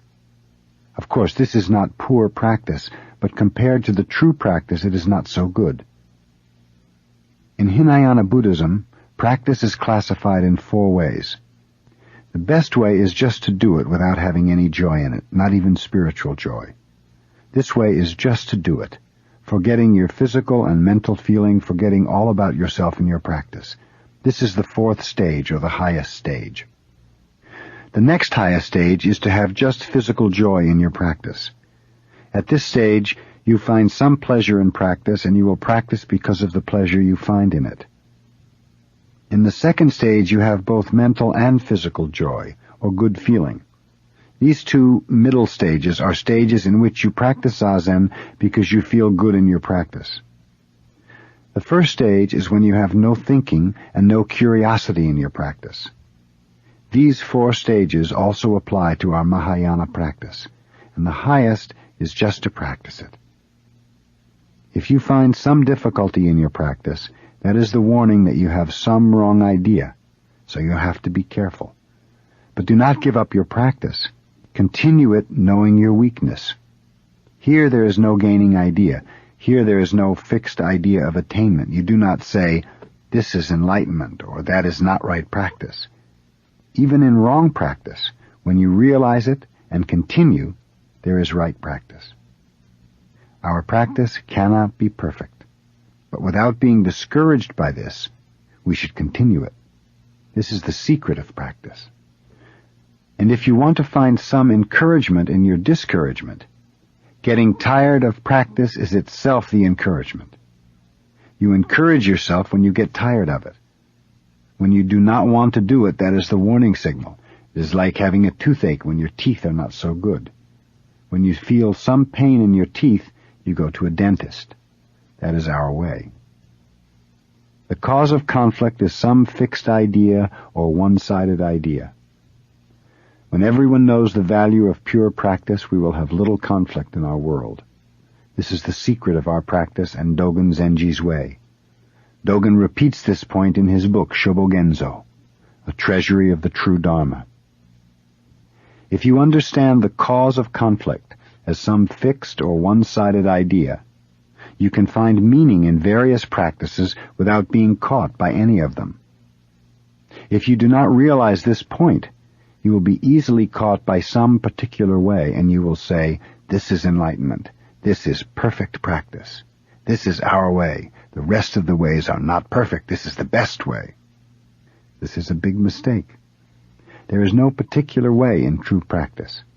You should find your own way, and you should know what kind of practice you have right now. Knowing both the advantages and disadvantages of some special practice, you can practice that special way without danger. But if you have a one-sided attitude, you will ignore the disadvantage of the practice, emphasizing only its good part. Eventually you will discover the worst side of the practice and become discouraged when it is too late. This is silly. We should be grateful that the ancient teachers point out this mistake. Limiting your activity. In our practice we have no particular purpose or goal, nor any special object of worship. In this respect, our practice is somewhat different from the usual religious practices. Joshu, a great Chinese Zen master, said, "A clay Buddha cannot cross water. A bronze Buddha cannot get through a furnace. A wooden Buddha cannot get through a fire." Whatever it is, if your practice is directed towards some particular object, such as a clay, a bronze, or a wooden Buddha, it will not always work. So as long as you have some particular goal in your practice, that practice will not help you completely. It may help you as long as you're directed toward that goal, but when you resume your everyday life, it will not work. You may think that if there is no purpose or no goal in our practice, we will not know what to do. But there is a way. The way to practice without having any goal is to limit your activity, or to be concentrated on what you are doing in this moment. Instead of having some particular object in mind, you should limit your activity. When your mind is wandering about elsewhere, you have no chance to express yourself. But if you limit your activity to what you can do just now, in this moment, then you can express fully your true nature, which is the universal Buddha nature. This is our way. When we practice Zazen, we limit our activity to the smallest extent.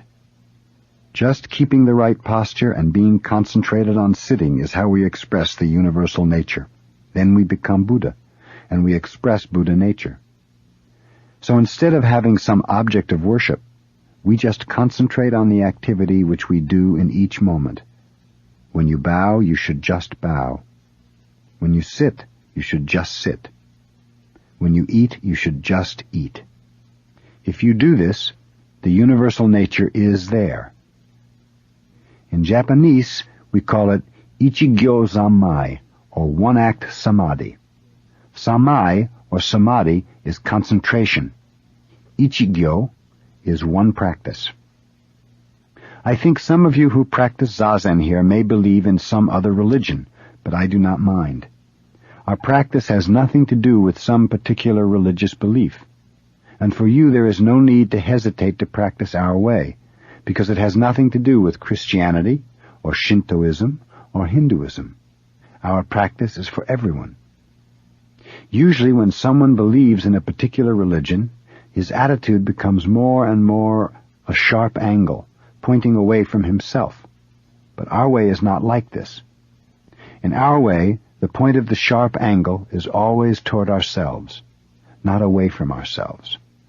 So there is no need to worry about the difference between Buddhism and the religion you may believe in. Joshu's statement about the different Buddhas concerns those who direct their practice toward some particular Buddha. One kind of Buddha will not serve your purpose completely. You will have to throw it away sometime, or at least ignore it. But if you understand the secret of our practice, wherever you go, you yourself are boss. No matter what the situation, you cannot neglect Buddha because you yourself are Buddha. Only this Buddha will help you completely. Study yourself. The purpose of studying Buddhism is not to study Buddhism, but to study ourselves. It is impossible to study ourselves without some teaching. If you want to know what water is, you need science, and the scientist needs a laboratory. In the laboratory there are various ways in which to study what water is. Thus it is possible to know what kind of elements water has, the various forms it takes, and its nature. But it is impossible thereby to know water in itself. It is the same thing with us. We need some teaching, but just by studying the teaching alone, it is impossible to know what I in myself am. Through the teaching we may understand our human nature, but the teaching is not we ourselves. It is some explanation of ourselves. So if you are attached to the teaching, or to the teacher, that is a big mistake. The moment you meet a teacher, you should leave the teacher, and you should be independent. You need a teacher so that you can become independent. If you are not attached to him, the teacher will show you the way to yourself. You have a teacher for yourself, not for the teacher. Rinzai, an early Chinese Zen master, analyzed how to teach his disciples in 4 ways. Sometimes he talked about the disciple himself. Sometimes he talked about the teaching itself. Sometimes he gave an interpretation of the disciple or the teaching. And finally, sometimes he did not give any instruction at all to his disciples. He knew that even without being given any instruction, a student is a student. Strictly speaking, there is no need to teach the student, because the student himself is Buddha, even though he may not be aware of it. And even though he is aware of his true nature, if he is attached to this awareness, that is already wrong. When he is not aware of it, he has everything. But when he becomes aware of it, he thinks that what he is aware of is himself, which is a big mistake. When you do not hear anything from the teacher but just sit, this is called teaching without teaching. But sometimes this is not sufficient. So we listen to lectures and have discussions. But we should remember that the purpose of practice in a particular place is to study ourselves. To be independent, we study. Like the scientist, we have to have some means by which to study. We need a teacher because it is impossible to study ourselves by ourselves. But you should not make a mistake. You should not take what you have learned with a teacher for you yourself. The study you make with your teacher is a part of your everyday life, a part of your incessant activity. In this sense, there is no difference between the practice and the activity you have in everyday life. So to find the meaning of your life in the Zendo is to find the meaning of your everyday activity. To be aware of the meaning of your life, you practice Zazen. When I was at a Heiji monastery in Japan, everyone was just doing what he should do. That is all. It is the same as waking up in the morning. We have to get up. At a Heiji monastery, when we had to sit, we sat. When we had to bow to Buddha, we bowed to Buddha. That is all. And when we were practicing, we did not feel anything special. We did not even feel that we were leading a monastic life. For us, the monastic life was the usual life, and people who came from the city were unusual people. When we saw them, we felt, oh, some unusual people have come. But once I had left a Heiji and been away for some time, coming back was different. I heard the various sounds of practice, the bells and the monks reciting the sutra, and I had a deep feeling. There were tears flowing out of my eyes, nose, and mouth. It is the people who are outside of the monastery who feel its atmosphere. Those who are practicing actually do not feel anything.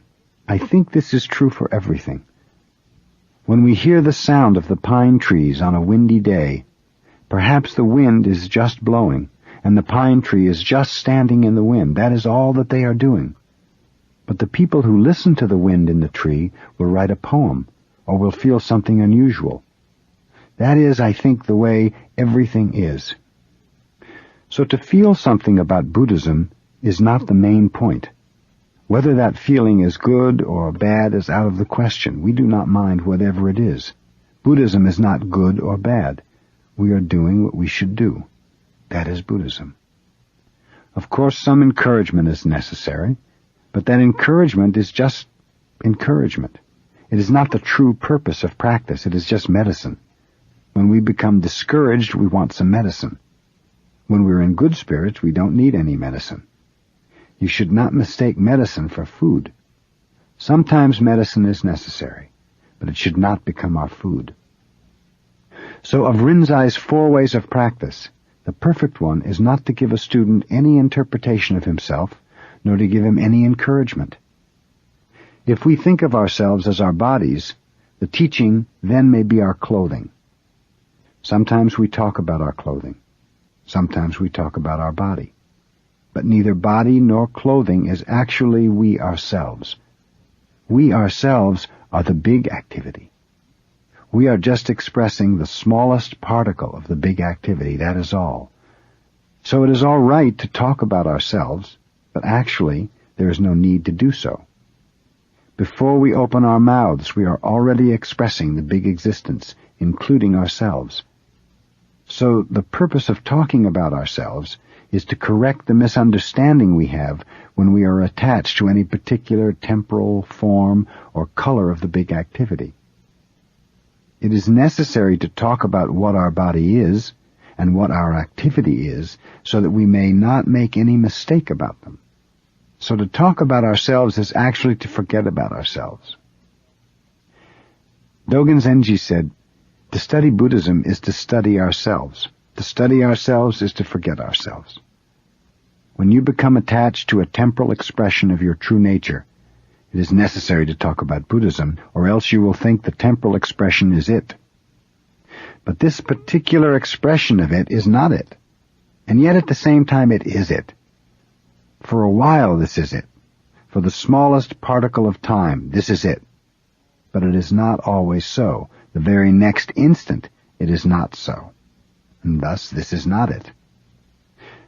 So that you will realize this fact, it's necessary to study Buddhism. But the purpose of studying Buddhism is to study ourselves and to forget ourselves. When we forget ourselves, we actually are the true activity of the big existence, or reality itself. When we realize this fact, there's no problem whatsoever in this world, and we can enjoy our life without feeling any difficulties. The purpose of our practice is to be aware of this fact. To polish a tile. Zen stories or koans are very difficult to understand before you know what we are doing moment after moment. But if you know exactly what we are doing in each moment, you will not find koans so difficult. There are so many koans. I have often talked to you about a frog, and each time everybody laughs. But a frog is very interesting. He sits like us too, you know.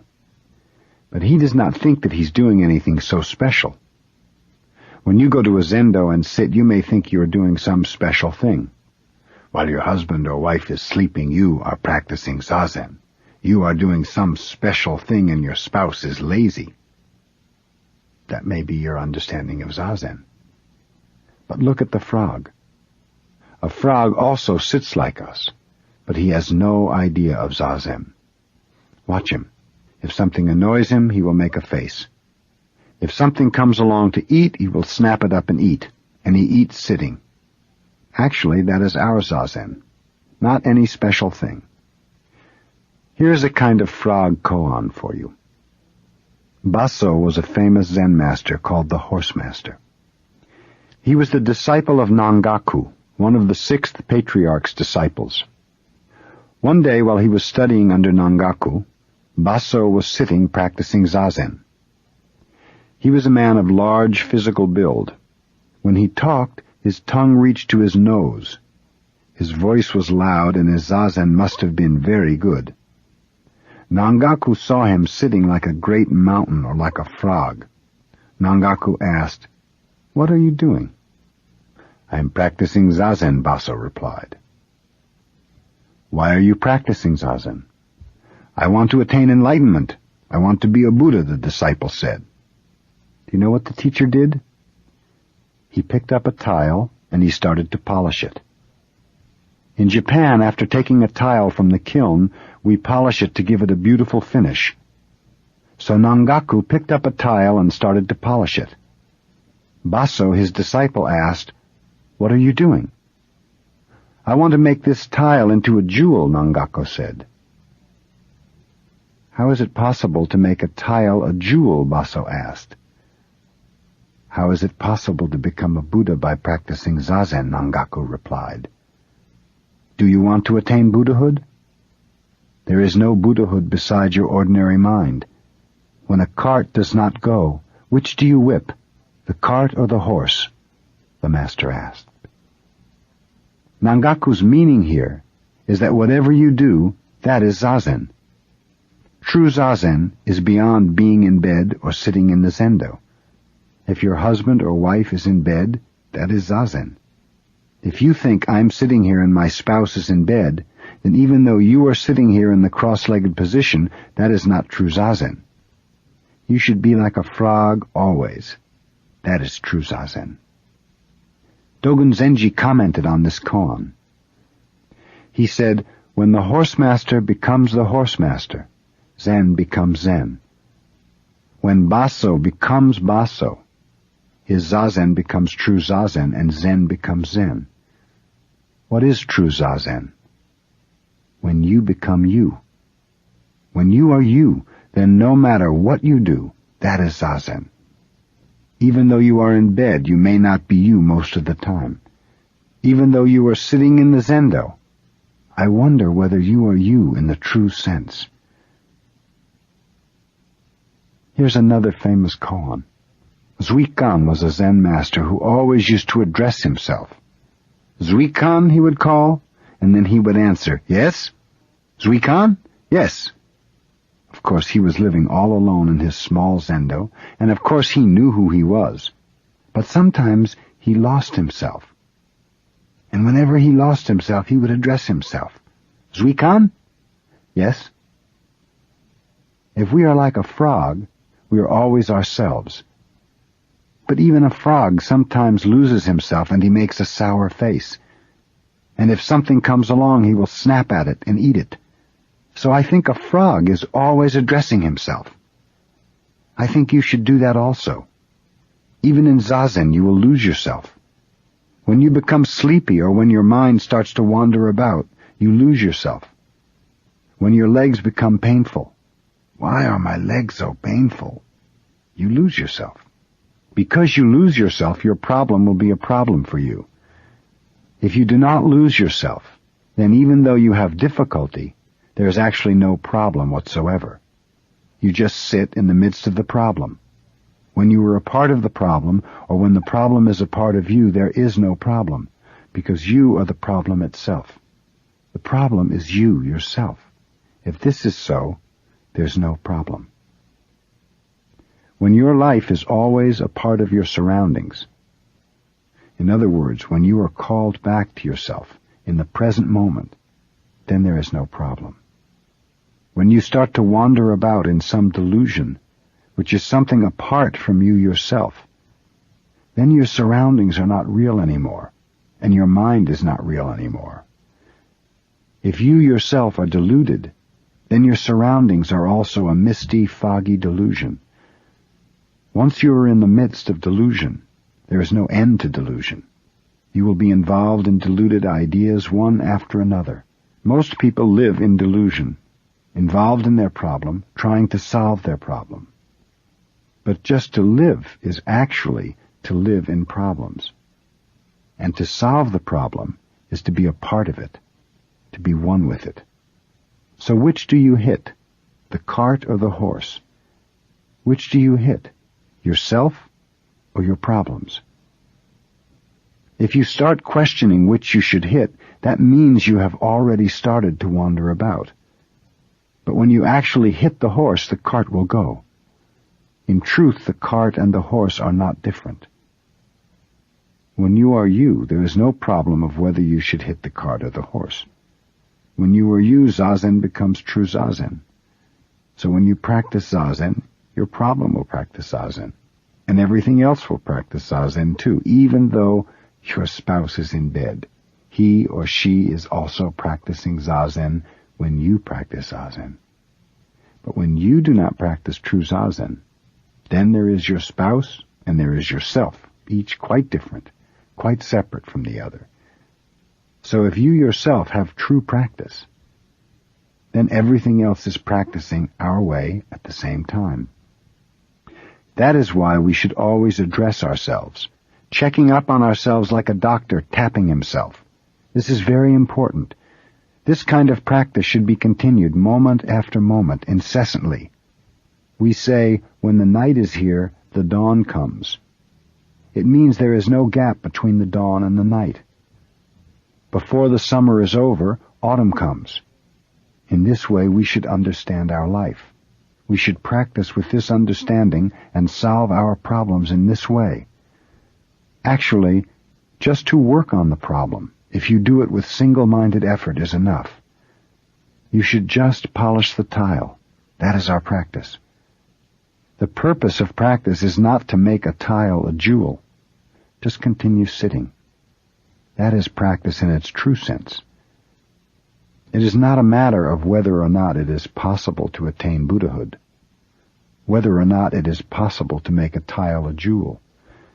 Just to work and live in this world with this understanding is the most important point. That is our practice. That is true Zazen. So we say, when you eat, eat. You should eat what is there, you know. Sometimes you do not eat it. Even though you are eating, your mind is somewhere else. You do not taste what you have in your mouth. As long as you can eat when you are eating, you are all right. Do not worry a bit. It means you are you, yourself. When you are you, you see things as they are, and you become one with your surroundings. There is your true self. There you have true practice. You have the practice of a frog. He is a good example of our practice. When a frog becomes a frog, Zen becomes Zen. When you understand a frog through and through, you attain enlightenment. You are Buddha. And you are good for others too. Husband or wife or son or daughter. This is Zazen. Nirvana, the waterfall. If you go to Japan and visit a Haiji monastery, just before you enter you will see a small bridge called Hanshaku-kyo, which means half-dipper bridge. Whenever Dogen Zenji dipped water from the river, he used only half a dipperful, returning the rest to the river again, without throwing it away. That is why we call the bridge Hanshaku-kyo, half-dipper bridge. At a Heiji, when we wash our face, we fill the basin to just 70% of its capacity. And after we wash, we empty the water towards rather than away from our body. This expresses respect for the water. This kind of practice is not based on any idea of being economical. It may be difficult to understand why Dogen returned half of the water he dipped to the river. This kind of practice is beyond our thinking. When we feel the beauty of the river, when we are one with the water, we intuitively do it in Dogen's way. It is our true nature to do so. But if your true nature is covered by ideas of economy or efficiency, Dogen's way makes no sense.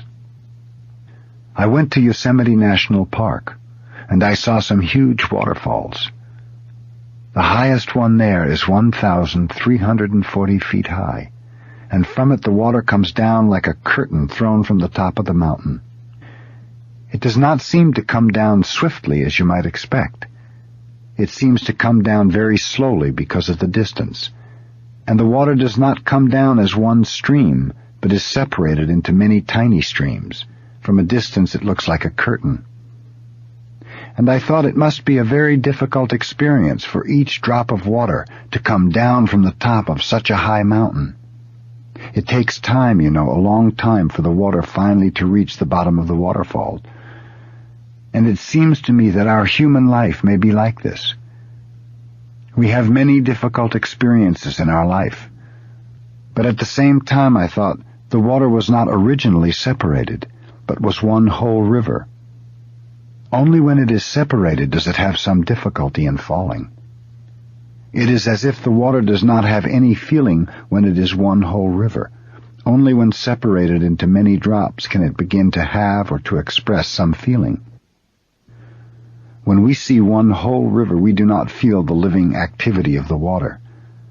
But when we dip a part of the water into a dipper, we experience some feeling of the water, and we also feel the value of the person who uses the water. Feeling ourselves and the water in this way, we cannot use it in just a material way. It is a living thing. Before we were born, we had no feeling. We were one with the universe. This is called mind only, or essence of mind, or big mind. After we are separated by birth from this oneness, as the water falling from the waterfall is separated by the wind and rocks, then we have feeling. You have difficulty because you have feeling. You attach to the feeling you have without knowing just how this kind of feeling is created. When you do not realize that you are one with the river, or one with the universe, you have fear. Whether it is separated into drops or not, water is water. Our life and death are the same thing. When we realize this fact, we have no fear of death anymore, and we have no actual difficulty in our life. When the water returns to its original oneness with the river, it no longer has any individual feeling to it. It resumes its own nature and finds composure. How very glad the water must be to come back to the original river. If this is so, what feeling will we have when we die? I think we are like the water in the dipper. We will have composure then, perfect composure. It may be too perfect for us just now, because we are so much attached to our own feeling, to our individual existence. For us just now, we have some fear of death, but after we resume our true original nature, there is nirvana. That is why we say, to attain nirvana is to pass away.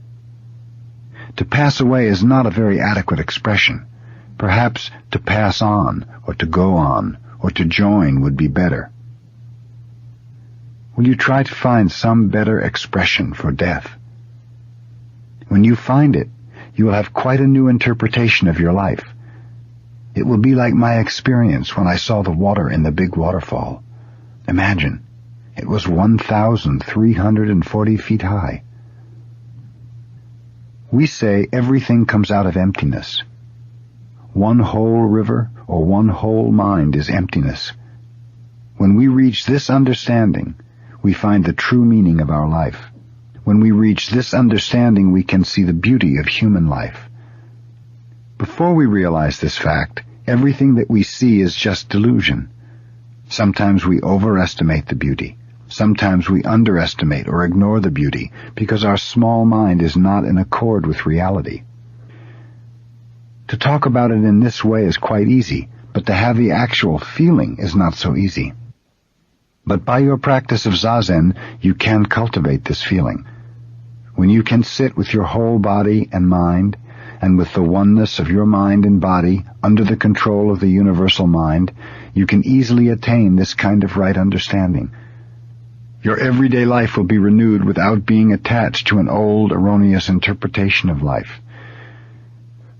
When you realize this fact, you will discover how meaningless your old interpretation was, and how much useless effort you had been making. You will find the true meaning of life, and even though you have difficulty falling upright from the top of the waterfall to the bottom of the mountain, you will enjoy your life. Part 3. Right Understanding. Traditional Zen Spirit. The most important things in our practice are our physical posture and our way of breathing. We are not so concerned about a deep understanding of Buddhism. As a philosophy, Buddhism is a very deep, wide, and firm system of thought. But Zen is not concerned about philosophical understanding. We emphasize practice.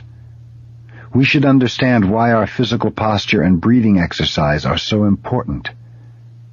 Instead of having a deep understanding of the teaching, we need a strong confidence in our teaching, which says that originally we have Buddha nature. Our practice is based on this faith. Before Bodhidharma went to China, almost all the well-known stock words of Zen were in use. For instance, there was the term sudden enlightenment. Sudden enlightenment is not an adequate translation, but tentatively I will use the expression. Enlightenment comes all of a sudden to us. This is true enlightenment. Before Bodhidharma, people thought that after a long preparation, sudden enlightenment would come. Thus, Zen practice was a kind of training to gain enlightenment. Actually, many people today are practicing Zazen with this idea. But this is not the traditional understanding of Zen. The understanding passed down from Buddha to our time is that when you start Zazen, there is enlightenment, even without any preparation. Whether you practice Zazen or not, you have Buddha nature. Because you have it, there is enlightenment in your practice. The points we emphasize are not the stage we attain, but the strong confidence we have in our original nature and the sincerity of our practice. We should practice Zen with the same sincerity as Buddha. If originally we have Buddha nature, the reason we practice Zazen is that we must behave like Buddha. To transmit our way is to transmit our spirit from Buddha. So we have to harmonize our spirit, our physical posture, and our activity with the traditional way. You may attain some particular stage, of course, but the spirit of your practice should not be based on an egoistic idea. According to the traditional Buddhist understanding, our human nature is without ego. When we have no idea of ego, we have Buddha's view of life. Our egoistic ideas are delusion, covering our Buddha nature. We are always creating and following them, and in repeating this process over and over again, our life becomes completely occupied by ego-centered ideas. This is called karmic life, or karma. The Buddhist life should not be karmic life. The purpose of our practice is to cut off the karmic spinning mind. If you are trying to attain enlightenment, that is a part of karma. You are creating and being driven by karma, and you're wasting your time on your black cushion. According to Bodhidharma's understanding, practice based on any gaining idea is just a repetition of your karma. Forgetting this point, many later Zen masters have emphasized some stage to be attained by practice. More important than any stage which you will attain is your sincerity, your right effort. Right effort must be based on a true understanding of our traditional practice. When you understand this point, you will understand how important it is to keep your posture right. When you do not understand this point, the posture and the way of breathing are just a means to attain enlightenment. If this is your attitude, it would be much better to take some drugs instead of sitting in the cross-legged position. If our practice is only a means to attain enlightenment, there is actually no way to attain it. We lose the meaning of the way to the goal. But when we believe in our way firmly, we have already attained enlightenment. When you believe in your way, enlightenment is there. But when you cannot believe in the meaning of the practice which you are doing in this moment, you cannot do anything. You are just wandering around the goal with your monkey mind. You are always looking for something, without knowing what you are doing. If you want to see something, you should open your eyes. When you do not understand Bodhidharma Zen, you are trying to look at something with your eyes closed. We do not slight the idea of attaining enlightenment, but the most important thing is this moment, not some day in the future. We have to make our effort in this moment. This is the most important thing for our practice. Before Bodhidharma, the study of Buddha's teaching resulted in a deep and lofty philosophy of Buddhism, and people tried to attain its high ideals. This is a mistake. Bodhidharma discovered that it was a mistake to create some lofty or deep idea and then try to attain it by the practice of zazen. If that is our zazen, it is nothing different from our usual activity or monkey mind. It looks like a very good, a very lofty and holy activity, but actually there is no difference between it and our monkey mind. That is the point that Bodhidharma emphasized. Before Buddha attained enlightenment, he made all possible efforts for us, and at last he attained a thorough understanding of the various ways. You may think Buddha attained some stage where he was free from karmic life, but it is not so.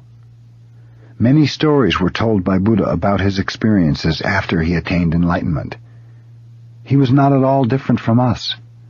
When his country was at war with a powerful neighbor, he told his disciples of his own karma, of how he suffered when he saw that his country was going to be conquered by the neighboring king. If he had been someone who had attained an enlightenment in which there was no karma, there would have been no reason for him to suffer so. And even after he attained enlightenment, he continued the same effort we are making. But his view of life was not shaky. His view of life was stable, and he watched everyone's life, including his own life. He watched himself and he watched others with the same eyes that he watched stones or plants or anything else. He had a very scientific understanding. That was his way of life after he attained enlightenment.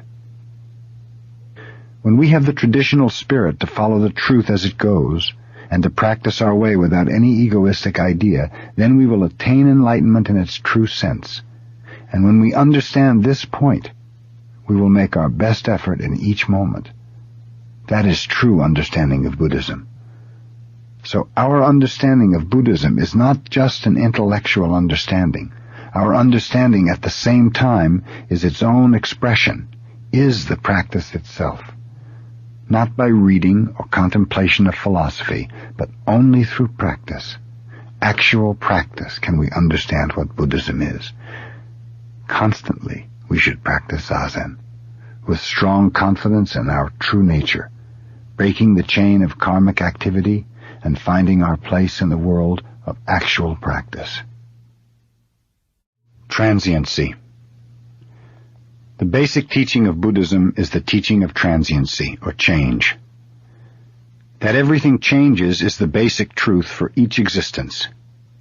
No one can deny this truth, and all teaching of Buddhism is condensed within it. This is the teaching for all of us. Wherever we go, this teaching is true. This teaching is also understood as the teaching of selflessness. Because each existence is in constant change, there is no abiding self.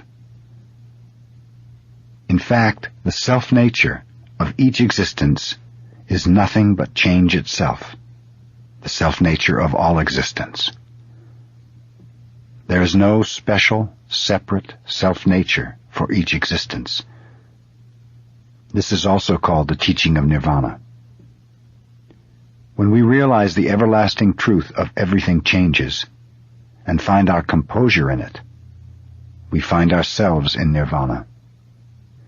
Without accepting the fact that everything changes, we cannot find perfect composure. But unfortunately, although it is true, it is difficult for us to accept it. Because we cannot accept the truth of transiency, we suffer. So the cause of suffering is our non-acceptance of this truth. The teaching of the cause of suffering and the teaching that everything changes are thus two sides of one coin. But subjectively, transiency is the cause of our suffering. Objectively, this teaching is simply the basic truth that everything changes. Dogen Zenji said, "Teaching which does not sound as if it is forcing something on you is not true teaching. The teaching itself is true, and in itself does not force anything upon us, but because of our human tendency, we receive the teaching as if something was being forced on us. But whether we feel good or bad about it, this truth exists. If nothing exists, this truth does not exist. Buddhism exists because of each particular existence. We should find perfect existence through imperfect existence. We should find perfection in imperfection. For us, complete perfection is not different from imperfection. The eternal exists because of non-eternal existence. In Buddhism, it is a heretical view to expect something outside this world. We do not seek for something besides ourselves. We should find the truth in this world through our difficulties, through our suffering. This is the basic teaching of Buddhism. Pleasure is not different from difficulty. Good is not different from bad. Bad is good, good is bad. They are two sides of one coin. So enlightenment should be in practice. That is the right understanding of practice and the right understanding of our life. So to find pleasure in suffering is the only way to accept the truth of transiency. Without realizing how to accept this truth, you cannot live in this world. Even though you try to escape from it, your effort will be in vain. If you think that there is some other way to accept the eternal truth that everything changes, that is your delusion. This is the basic teaching of how to live in this world. Whatever you may feel about it, you have to accept it. You have to make this kind of effort. So, until we become strong enough to accept difficulty as pleasure, we have to continue this effort. Actually, if you become honest enough or straightforward enough, it is not so difficult to accept this truth. You can change your way of thinking a little bit. It is difficult, but this difficulty will not always be the same. Sometimes it will be difficult, and sometimes it will not be so difficult. If you are suffering, you will have some pleasure in the teaching that everything changes. When you are in trouble, it is quite easy to accept the teaching. So why not accept it at other times? It is the same thing. Sometimes you may laugh at yourself, discovering how selfish you are. But no matter how you feel about this teaching, it is very important for you to change your way of thinking and accept the truth of transiency. Emptiness. If you want to understand Buddhism, it is necessary for you to forget all about your preconceived ideas. To begin with, you must give up the idea of substantiality or existence.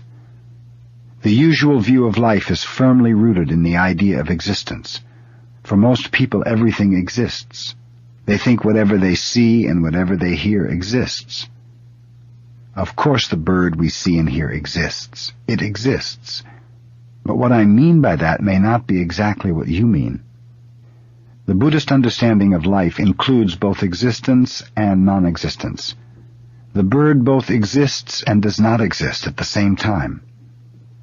We say that a view of life based on existence alone is heretical. If you take things too seriously, as if they existed substantially or permanently, you are called a heretic. Most people may be heretics.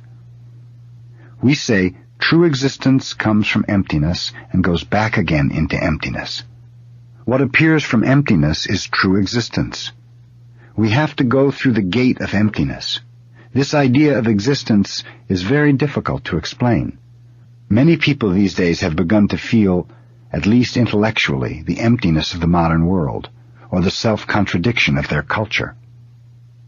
In the past, for instance, the Japanese people had a firm confidence in the permanent existence of their culture and their traditional way of life. But since they lost the war, they have become very skeptical. Some people think this skeptical attitude is awful, but actually it is better than the old attitude. As long as we have some definite idea about or some hope in the future, we cannot really be serious with the moment that exists right now. You may say, I can do it tomorrow or next year, believing that something that exists today will exist tomorrow. Even though you are not trying so hard, you expect that some promising thing will come as long as you follow a certain way. But there is no certain way that exists permanently. There is no way set up for us. Moment after moment, we have to find our own way. Some idea of perfection, or some perfect way which is set up by someone else, is not the true way for us. Each one of us must make his own true way, and when we do, that way will express the universal way. This is the mystery. When you understand one thing through and through, you understand everything. When you try to understand everything, you will not understand anything. The best way is to understand yourself, and then you will understand everything. So when you try hard to make your own way, you will help others and you will be helped by others. Before you make your own way, you cannot help anyone, and no one can help you. To be independent in this true sense, we have to forget everything which we have in our mind and discover something quite new and different moment after moment. This is how we live in this world. So we say true understanding will come out of emptiness. When you study Buddhism, you should have a general house cleaning of your mind. You must take everything out of your room and clean it thoroughly. If it is necessary, you may bring everything back in again. You may want many things, so one by one you can bring them back. But if they're not necessary, there's no need to keep them. We see the flying bird. Sometimes we see the trace of it. Actually, we cannot see the trace of a flying bird, but sometimes we feel as if we could. This is also good. If it is necessary, you should bring back in the things you took from your room. But before you put something in your room, it is necessary for you to take out something. If you do not, your room will become crowded with old, useless junk. We say, step by step, I stop the sound of the murmuring brook. When you walk along the brook, you'll hear the water running. The sound is continuous, but you must be able to stop it if you want to stop it. This is freedom. This is renunciation. One after another you will have various thoughts in your mind, but if you want to stop your thinking, you can. So when you are able to stop the sound of the murmuring brook, you will appreciate the feeling of your work. But as long as you have some fixed idea or are caught by some habitual way of doing things, you cannot appreciate things in their true sense. If you seek for freedom, you cannot find it. Absolute freedom itself is necessary before you can acquire absolute freedom. That is our practice. Our way is not always to go in one direction. Sometimes we go east, sometimes we go west. To go 1 mile to the west means to go back 1 mile to the east. Usually, if you go 1 mile to the east, it is the opposite of going 1 mile to the west. But if it is possible to go 1 mile to the east, that means it is possible to go 1 mile to the west. This is freedom. Without this freedom, you cannot be concentrated on what you do. You may think you are concentrated on something, but before you obtain this freedom, you'll have some uneasiness in what you are doing. Because you are bound by some idea of going east or west, your activity is in dichotomy or duality. As long as you are caught by duality, you cannot attain absolute freedom, and you cannot concentrate. Concentration is not to try hard to watch something. In Zazen, if you try to look at one spot, you'll be tired in about 5 minutes. This is not concentration. Concentration means freedom. So your effort should be directed at nothing. You should be concentrated on nothing. In Zazen practice, we say your mind should be concentrated on your breathing. But the way to keep your mind on your breathing is to forget all about yourself and just to sit and feel your breathing. If you are concentrated on your breathing, you will forget yourself. And if you forget yourself, you will be concentrated on your breathing. I do not know which is first. So actually there is no need to try too hard to be concentrated on your breathing. Just do as much as you can.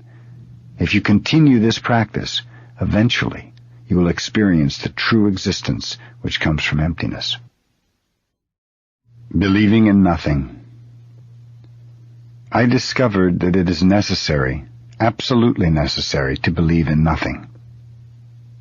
That is, we have to believe in something which has no form and no color. Something which exists before all forms and colors appear. This is a very important point. No matter what God or doctrine you believe in, if you become attached to it, your belief will be based more or less on a self-centered idea. You strive for a perfect faith in order to save yourself. But it will take time to attain such a perfect faith. You will be involved in an idealistic practice. In constantly seeking to actualize your ideal, you will have no time for composure. But if you are always prepared for accepting everything we see as something appearing from nothing, knowing that there is some reason why a phenomenal existence of such and such a form and color appears, then at that moment you will have perfect composure. When you have a headache, there is some reason why you have a headache. If you know why you have a headache, you will feel better. But if you do not know why, you may say, "Oh, I have a terrible headache. Maybe it is because of my bad practice. If my meditation or Zen practice were better, I wouldn't have this kind of trouble." If you understand conditions in this way, you will not have perfect faith in yourself or in your practice until you attain perfection. You will be so busy trying that I'm afraid you'll have no time to attain perfect practice. So you may have to keep your headache all the time. This is a rather silly kind of practice. This kind of practice will not work. But if you believe in something which exists before you had the headache, and if you know the reason why you have the headache, then you'll feel better naturally. To have a headache will be all right, because you are healthy enough to have a headache. If you have a stomach ache, your stomach is healthy enough to have pain. But if your stomach becomes accustomed to its poor condition, you will have no pain. That is awful. You will be coming to the end of your life from your stomach trouble. So it is absolutely necessary for everyone to believe in nothing. But I do not mean voidness. There is something. But that something is something which is always prepared for taking some particular form, and that has some rules or theory or truth in its activity. This is called Buddha nature, or Buddha himself. When this existence is personified, we call it Buddha. When we understand it as the ultimate truth, we call it Dharma. And when we accept the truth and act as a part of the Buddha, or according to the theory, we call ourselves Sangha. But even though there are 3 Buddha forms, it is one existence which has no form or color, and it is always ready to take form and color. This is not just theory. This is not just the teaching of Buddhism. This is the absolutely necessary understanding of our life. Without this understanding, our religion will not help us. We will be bound by our religion, and we will have more trouble because of it. If you become the victim of Buddhism, I may be very happy, but you will not be so happy. So this kind of understanding is very, very important. While you are practicing Zazen, you may hear the rain dropping from the roof in the dark. Later, the wonderful mist will be coming through the big trees, and still later, when people start to work, they will see the beautiful mountains. But some people will be annoyed if they hear the rain when they're lying in their beds in the morning, because they do not know that later they will see the beautiful sun rising from the east. If our mind is concentrated on ourselves, we will have this kind of worry. But if we accept ourselves as the embodiment of the truth or Buddha nature, we will have no worry. We will think, now it is raining, but we don't know what will happen in the next moment. By the time we go out, it may be a beautiful day or a stormy day. Since we don't know, let's appreciate the sound of the rain now. This kind of attitude is the right attitude. If you understand yourself as a temporal embodiment of the truth, you will have no difficulty whatsoever. You will appreciate your surroundings, and you will appreciate yourself as a wonderful part of Buddha's great activity, even in the midst of difficulties. This is our way of life. Using the Buddhist terminology, we should begin with enlightenment and proceed to practice, and then to thinking. Usually, thinking is rather self-centered. In our everyday life, our thinking is 99% self-centered. Why do I have suffering? Why do I have trouble? This kind of thinking is 99% of our thinking. For example, when we start to study science or read a difficult sutra, we very soon become sleepy or drowsy. But we are always wide awake and very much interested in our self-centered thinking. But if enlightenment comes first, before thinking, before practice, your thinking and your practice will not be self-centered. By enlightenment, I mean believing in nothing, believing in something which has no form or no color, which is ready to take form or color. This enlightenment is the immutable truth. It is on this original truth that our activity, our thinking, and our practice should be based.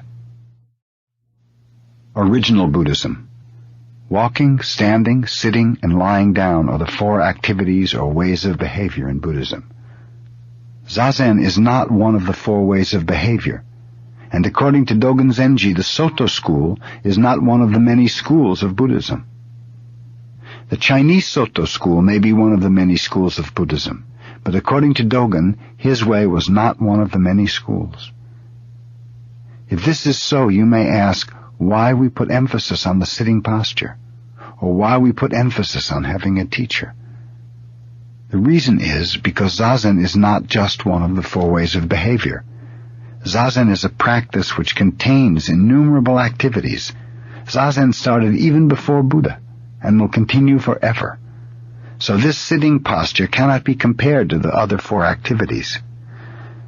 Usually people put emphasis on some particular position or on some particular understanding of Buddhism, and they think, this is Buddhism. But we cannot compare our way with the practices people normally understand. Our teaching cannot be compared to other teachings of Buddhism. This is why we should have a teacher who does not attach to any particular understanding of Buddhism. The original teaching of Buddha includes all the various schools. As Buddhists, our traditional effort should be like Buddha's. We should not attach to any particular school or doctrine. But usually, if we have no teacher, and if we take pride in our own understanding, we will lose the original characteristic of Buddha's teaching, which includes all the various teachings. Because Buddha was the founder of the teaching, people tentatively called his teaching Buddhism. But actually, Buddhism is not some particular teaching. Buddhism is just truth, which includes various truths in it. Zazen practice is the practice which includes the various activities of life. So actually we do not emphasize the sitting posture alone. How to sit is how to act. We study how to act by sitting, and this is the most basic activity for us. That is why we practice Zazen in this way. Even though we practice Zazen, we should not call ourselves the Zen school. We just practice Zazen, taking our example from Buddha. That is why we practice. Buddha taught us how to act through our practice. That is why we sit. To do something, to live in each moment, means to be the temporal activity of Buddha. To sit in this way is to be Buddha himself, to be as the historical Buddha was. The same thing applies to everything we do. Everything is Buddha's activity. So whatever you do, or even if you keep from doing something, Buddha is in that activity. Because people have no such understanding of Buddha, they think that what they do is the most important thing, without knowing who it is that is actually doing it. People think they are doing various things, but actually, Buddha is doing everything. Each one of us has his own name, but those names are the many names of one Buddha. Each one of us has many activities, but these activities are all Buddha's activities. Without knowing this, people put emphasis on some activity. When they put emphasis on Zazen, it is not true Zazen. It looks as if they are sitting in the same way as Buddha, but there is a big difference in their understanding of our practice.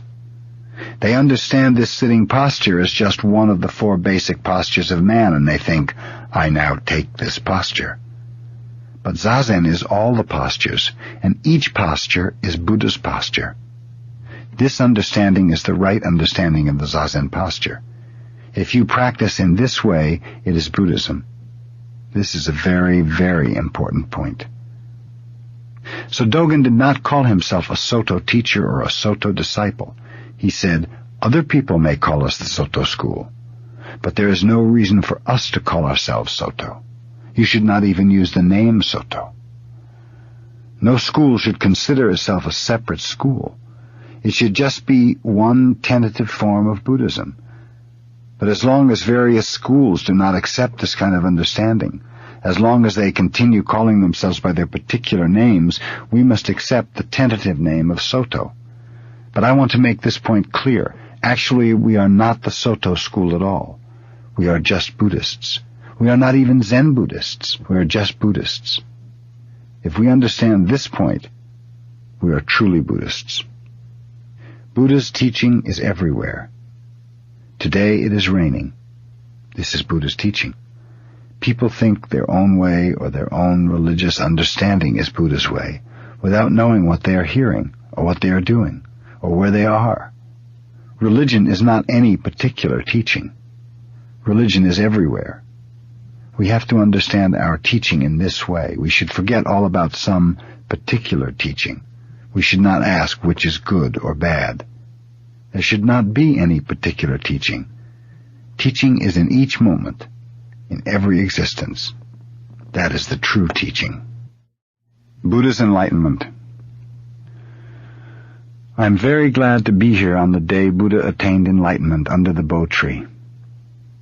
When he attained enlightenment under the Bo tree, he said, "It is wonderful to see Buddha nature in everything and in each individual." What he meant was that when we practice Zazen, we have Buddha nature, and each of us is Buddha himself. By practice, he did not mean just to sit under the Bo tree, or to sit in the cross-legged posture. It is true that this posture is the basic one, or original way for us. But actually what Buddha meant was that mountains, trees, flowing water, flowers, and plants, everything as it is the way Buddha is. It means everything is taking Buddha's activity, each thing in its own way. But the way each thing exists is not to be understood by itself in its own realm of consciousness. What we see or what we hear is just a part or a limited idea of what we actually are. But when we just are, each just existing in his own way, we are expressing Buddha himself. In other words, when we practice something such as Zazen, then there is Buddha's way or Buddha nature. When we ask what Buddha nature is, it vanishes. But when we just practice Zazen, we have full understanding of it. The only way to understand Buddha nature is just to practice Zazen, just to be here as we are. So what Buddha meant by Buddha nature was to be there as he was, beyond the realm of consciousness. Buddha nature is our original nature. We have it before we practice Zazen, and before we acknowledge it in terms of consciousness.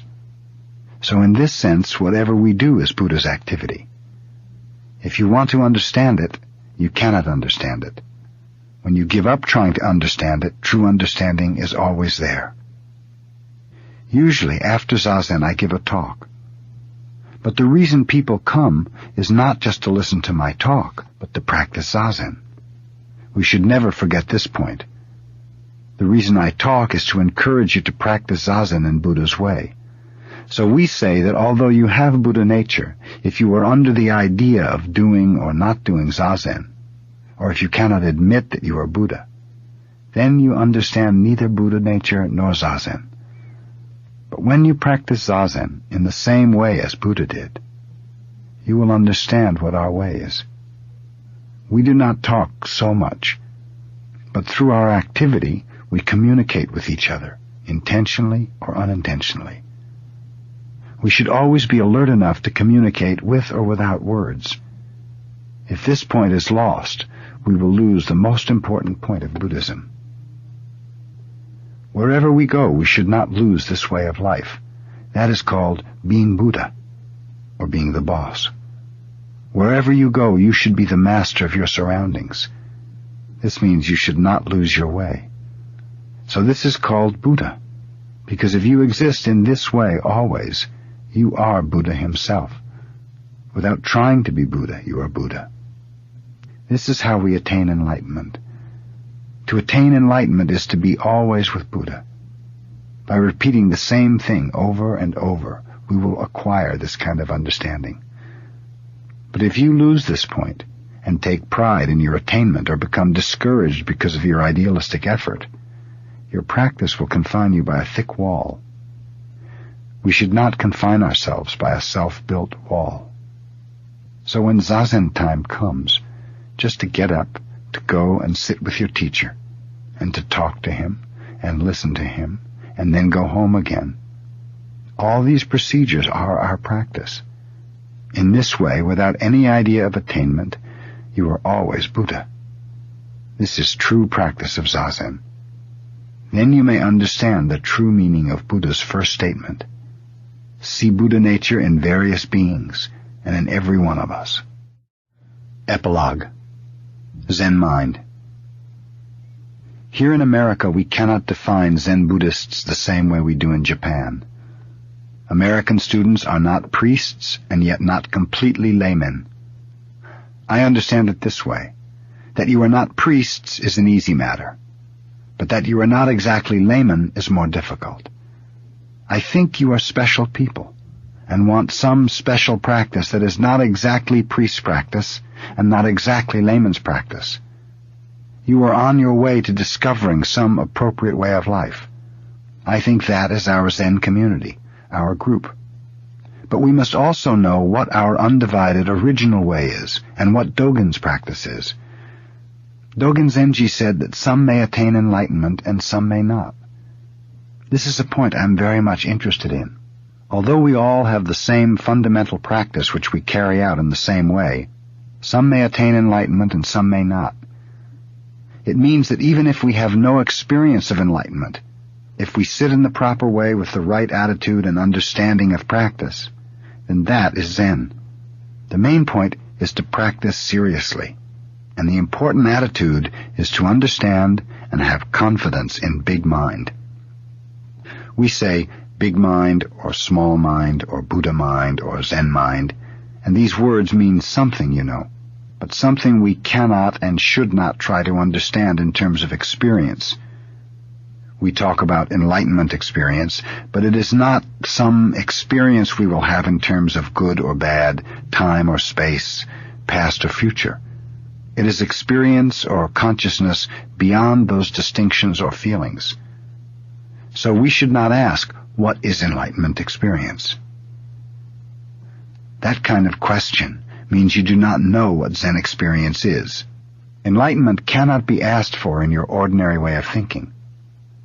When you are not involved in this way of thinking, you have some chance of understanding what Zen experience is. The big mind in which we must have confidence is not something which you can experience objectively. It is something which is always with you, always on your side. Your eyes are on your side, for you cannot see your eyes, and your eyes cannot see themselves. Eyes only see things outside, objective things. If you reflect on yourself, that self is not your true self anymore. You cannot project yourself as some objective thing to think about. The mind which is always on your side is not just your mind, it is universal mind. Always the same, not different from another's mind. It is Zen mind. It is big, big mind. This mind is whatever you see. Your true mind is always with whatever you see. Although you do not know your own mind, it is there. At the very moment you see something, it is there. This is very interesting. Your mind is always with the things you observe. So you see, this mind is at the same time everything. True mind is watching mind. You cannot say, this is myself, my small mind, or my limited mind, and that is big mind. That is limiting yourself, restricting your true mind, objectifying your mind. Bodhidharma said, in order to see a fish, you must watch the water. Actually, when you see water, you see the true fish. Before you see Buddha nature, you watch your mind. When you see the water, there is true nature. True nature is watching water. When you say, my zazen is very poor, here you have true nature, but foolishly you do not realize it. You ignore it on purpose. There is immense importance in the eye with which you watch your mind. That eye is not the big eye. It is the eye which is incessantly active, always swimming, always flying through the vast air with wings. By wings I mean thought and activity. The vast sky is home, my home. There is no bird or air. When the fish swims, water and fish are the fish. There's nothing but fish. Do you understand? You cannot find Buddha nature by vivisection. Reality cannot be caught by thinking or feeling mind. Moment after moment, to watch your breathing, to watch your posture, is true nature. There's no secret beyond this point. We Buddhists do not have any idea of material only, or mind only, or the products of our mind, or mind as an attribute of being. What we are always talking about is that mind and body, mind and material are always one. But if you listen carelessly, it sounds as if we are talking about some attribute of being, or about material or spiritual. That will be a version of it, maybe. But actually, we are pointing out mind which is always on this side, which is true mind. Enlightenment experience is to figure out, to understand, to realize this mind which is always with us and which we cannot see. Do you understand? If you try to attain enlightenment as if you see a bright star in the sky, it will be beautiful, and you may think, this is enlightenment. That is not enlightenment. That understanding is literally heresy. Even though you do not know it, in that understanding you have the idea of material only. Dozens of your enlightenment experiences are like that. Some material only, some object of your mind, as if through good practice you have found that bright star. That is the idea of self and object. It is not the way to seek for enlightenment. The Zen school is based on our actual nature, on our true mind as expressed and realized in practice. Zen does not depend on a particular teaching, nor does it substitute teaching for practice. We practice Zazen to express our true nature, not to attain enlightenment. Bodhidharma's Buddhism is to be practice, to be enlightenment. At first, this may be a kind of belief, but later it is something the student feels or already has. Physical practice and rules are not so easy to understand, maybe especially for Americans. You have an idea of freedom which concentrates on physical freedom, on freedom of activity.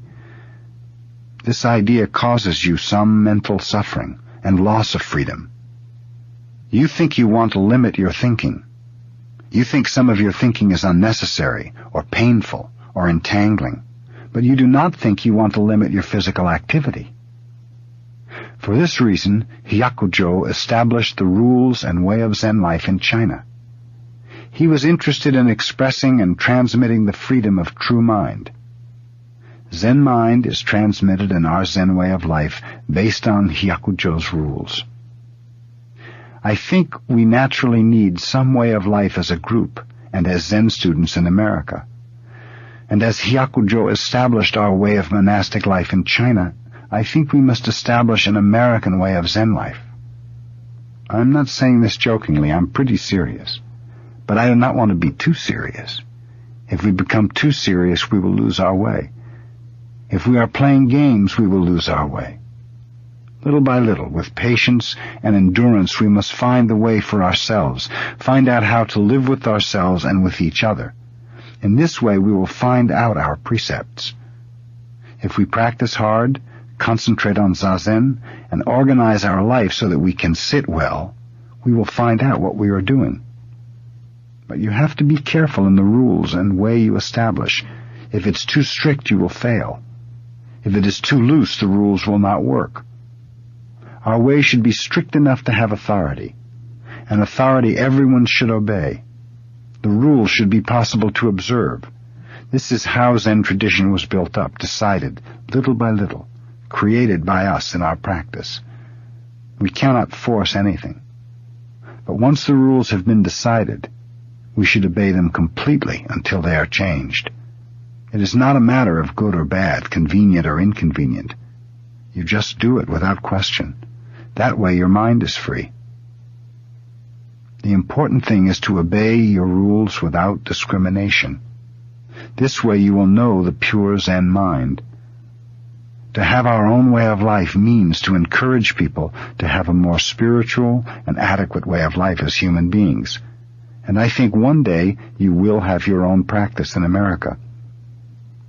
The only way to study pure mind is through practice. Our inmost nature wants some medium, some way to express and realize itself. We answer this inmost request through our rules, and patriarch after patriarch shows us his true mind. In this way, we will have an accurate, deep understanding of practice. We must have more experience of our practice.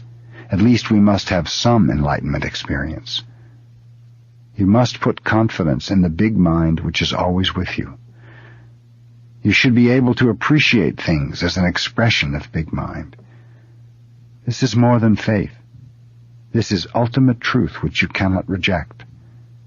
Whether it is difficult or easy to practice, difficult or easy to understand, you can only practice it. Priest or layman is not the point. To find yourself as someone who is doing something is the point. To resume your actual being through practice. To resume the you which is always with everything, with Buddha, which is fully supported by everything, right now. You may say it is impossible, but it is possible. Even in one moment you can do it. It is possible this moment. It is this moment. That you can do it in this moment means you can always do it. So if you have this confidence, this is your enlightenment experience. If you have this strong confidence in your big mind, you are already a Buddhist in the true sense, even though you do not attain enlightenment. That is why Dogen Zenji said, "Do not expect that all who practice Zazen will attain enlightenment about this mind which is always with us." He meant, if you think that big mind is somewhere outside yourself, outside of your practice, then that is a mistake. Big mind is always with us. That is why I repeat the same thing over and over when I think you do not understand. Zen is not just for the man who can fold his legs or who has great spiritual ability. Everyone has Buddha nature. We each must find some way to realize our true nature. The purpose of practice is to have direct experience of the Buddha nature, which everyone has. Whatever you do should be the direct experience of Buddha nature. Buddha nature means to be aware of Buddha nature. Your effort should extend to saving all sentient beings. If my words are not good enough, I'll hit you. Then you will understand what I mean. And if you do not understand me just now, someday you will. Someday, someone will understand. I will wait for the island I was told is moving slowly up the coast from Los Angeles to Seattle. I feel Americans, especially young Americans, have a great opportunity to find out the true way of life for human beings. You are quite free from material things, and you begin Zen practice with a very pure mind, a beginner's mind. You can understand Buddha's teaching exactly as he meant it. But we must not be attached to America, or Buddhism, or even to our practice. We must have beginner's mind, free from possessing anything, a mind that knows everything is in flowing change. Nothing exists but momentarily in its present form and color. One thing flows into another and cannot be grasped. Before the rain stops, we hear a bird. Even under the heavy snow, we see snowdrops and some new growth. In the east, I saw rhubarb already. In Japan, in the spring, we eat cucumbers.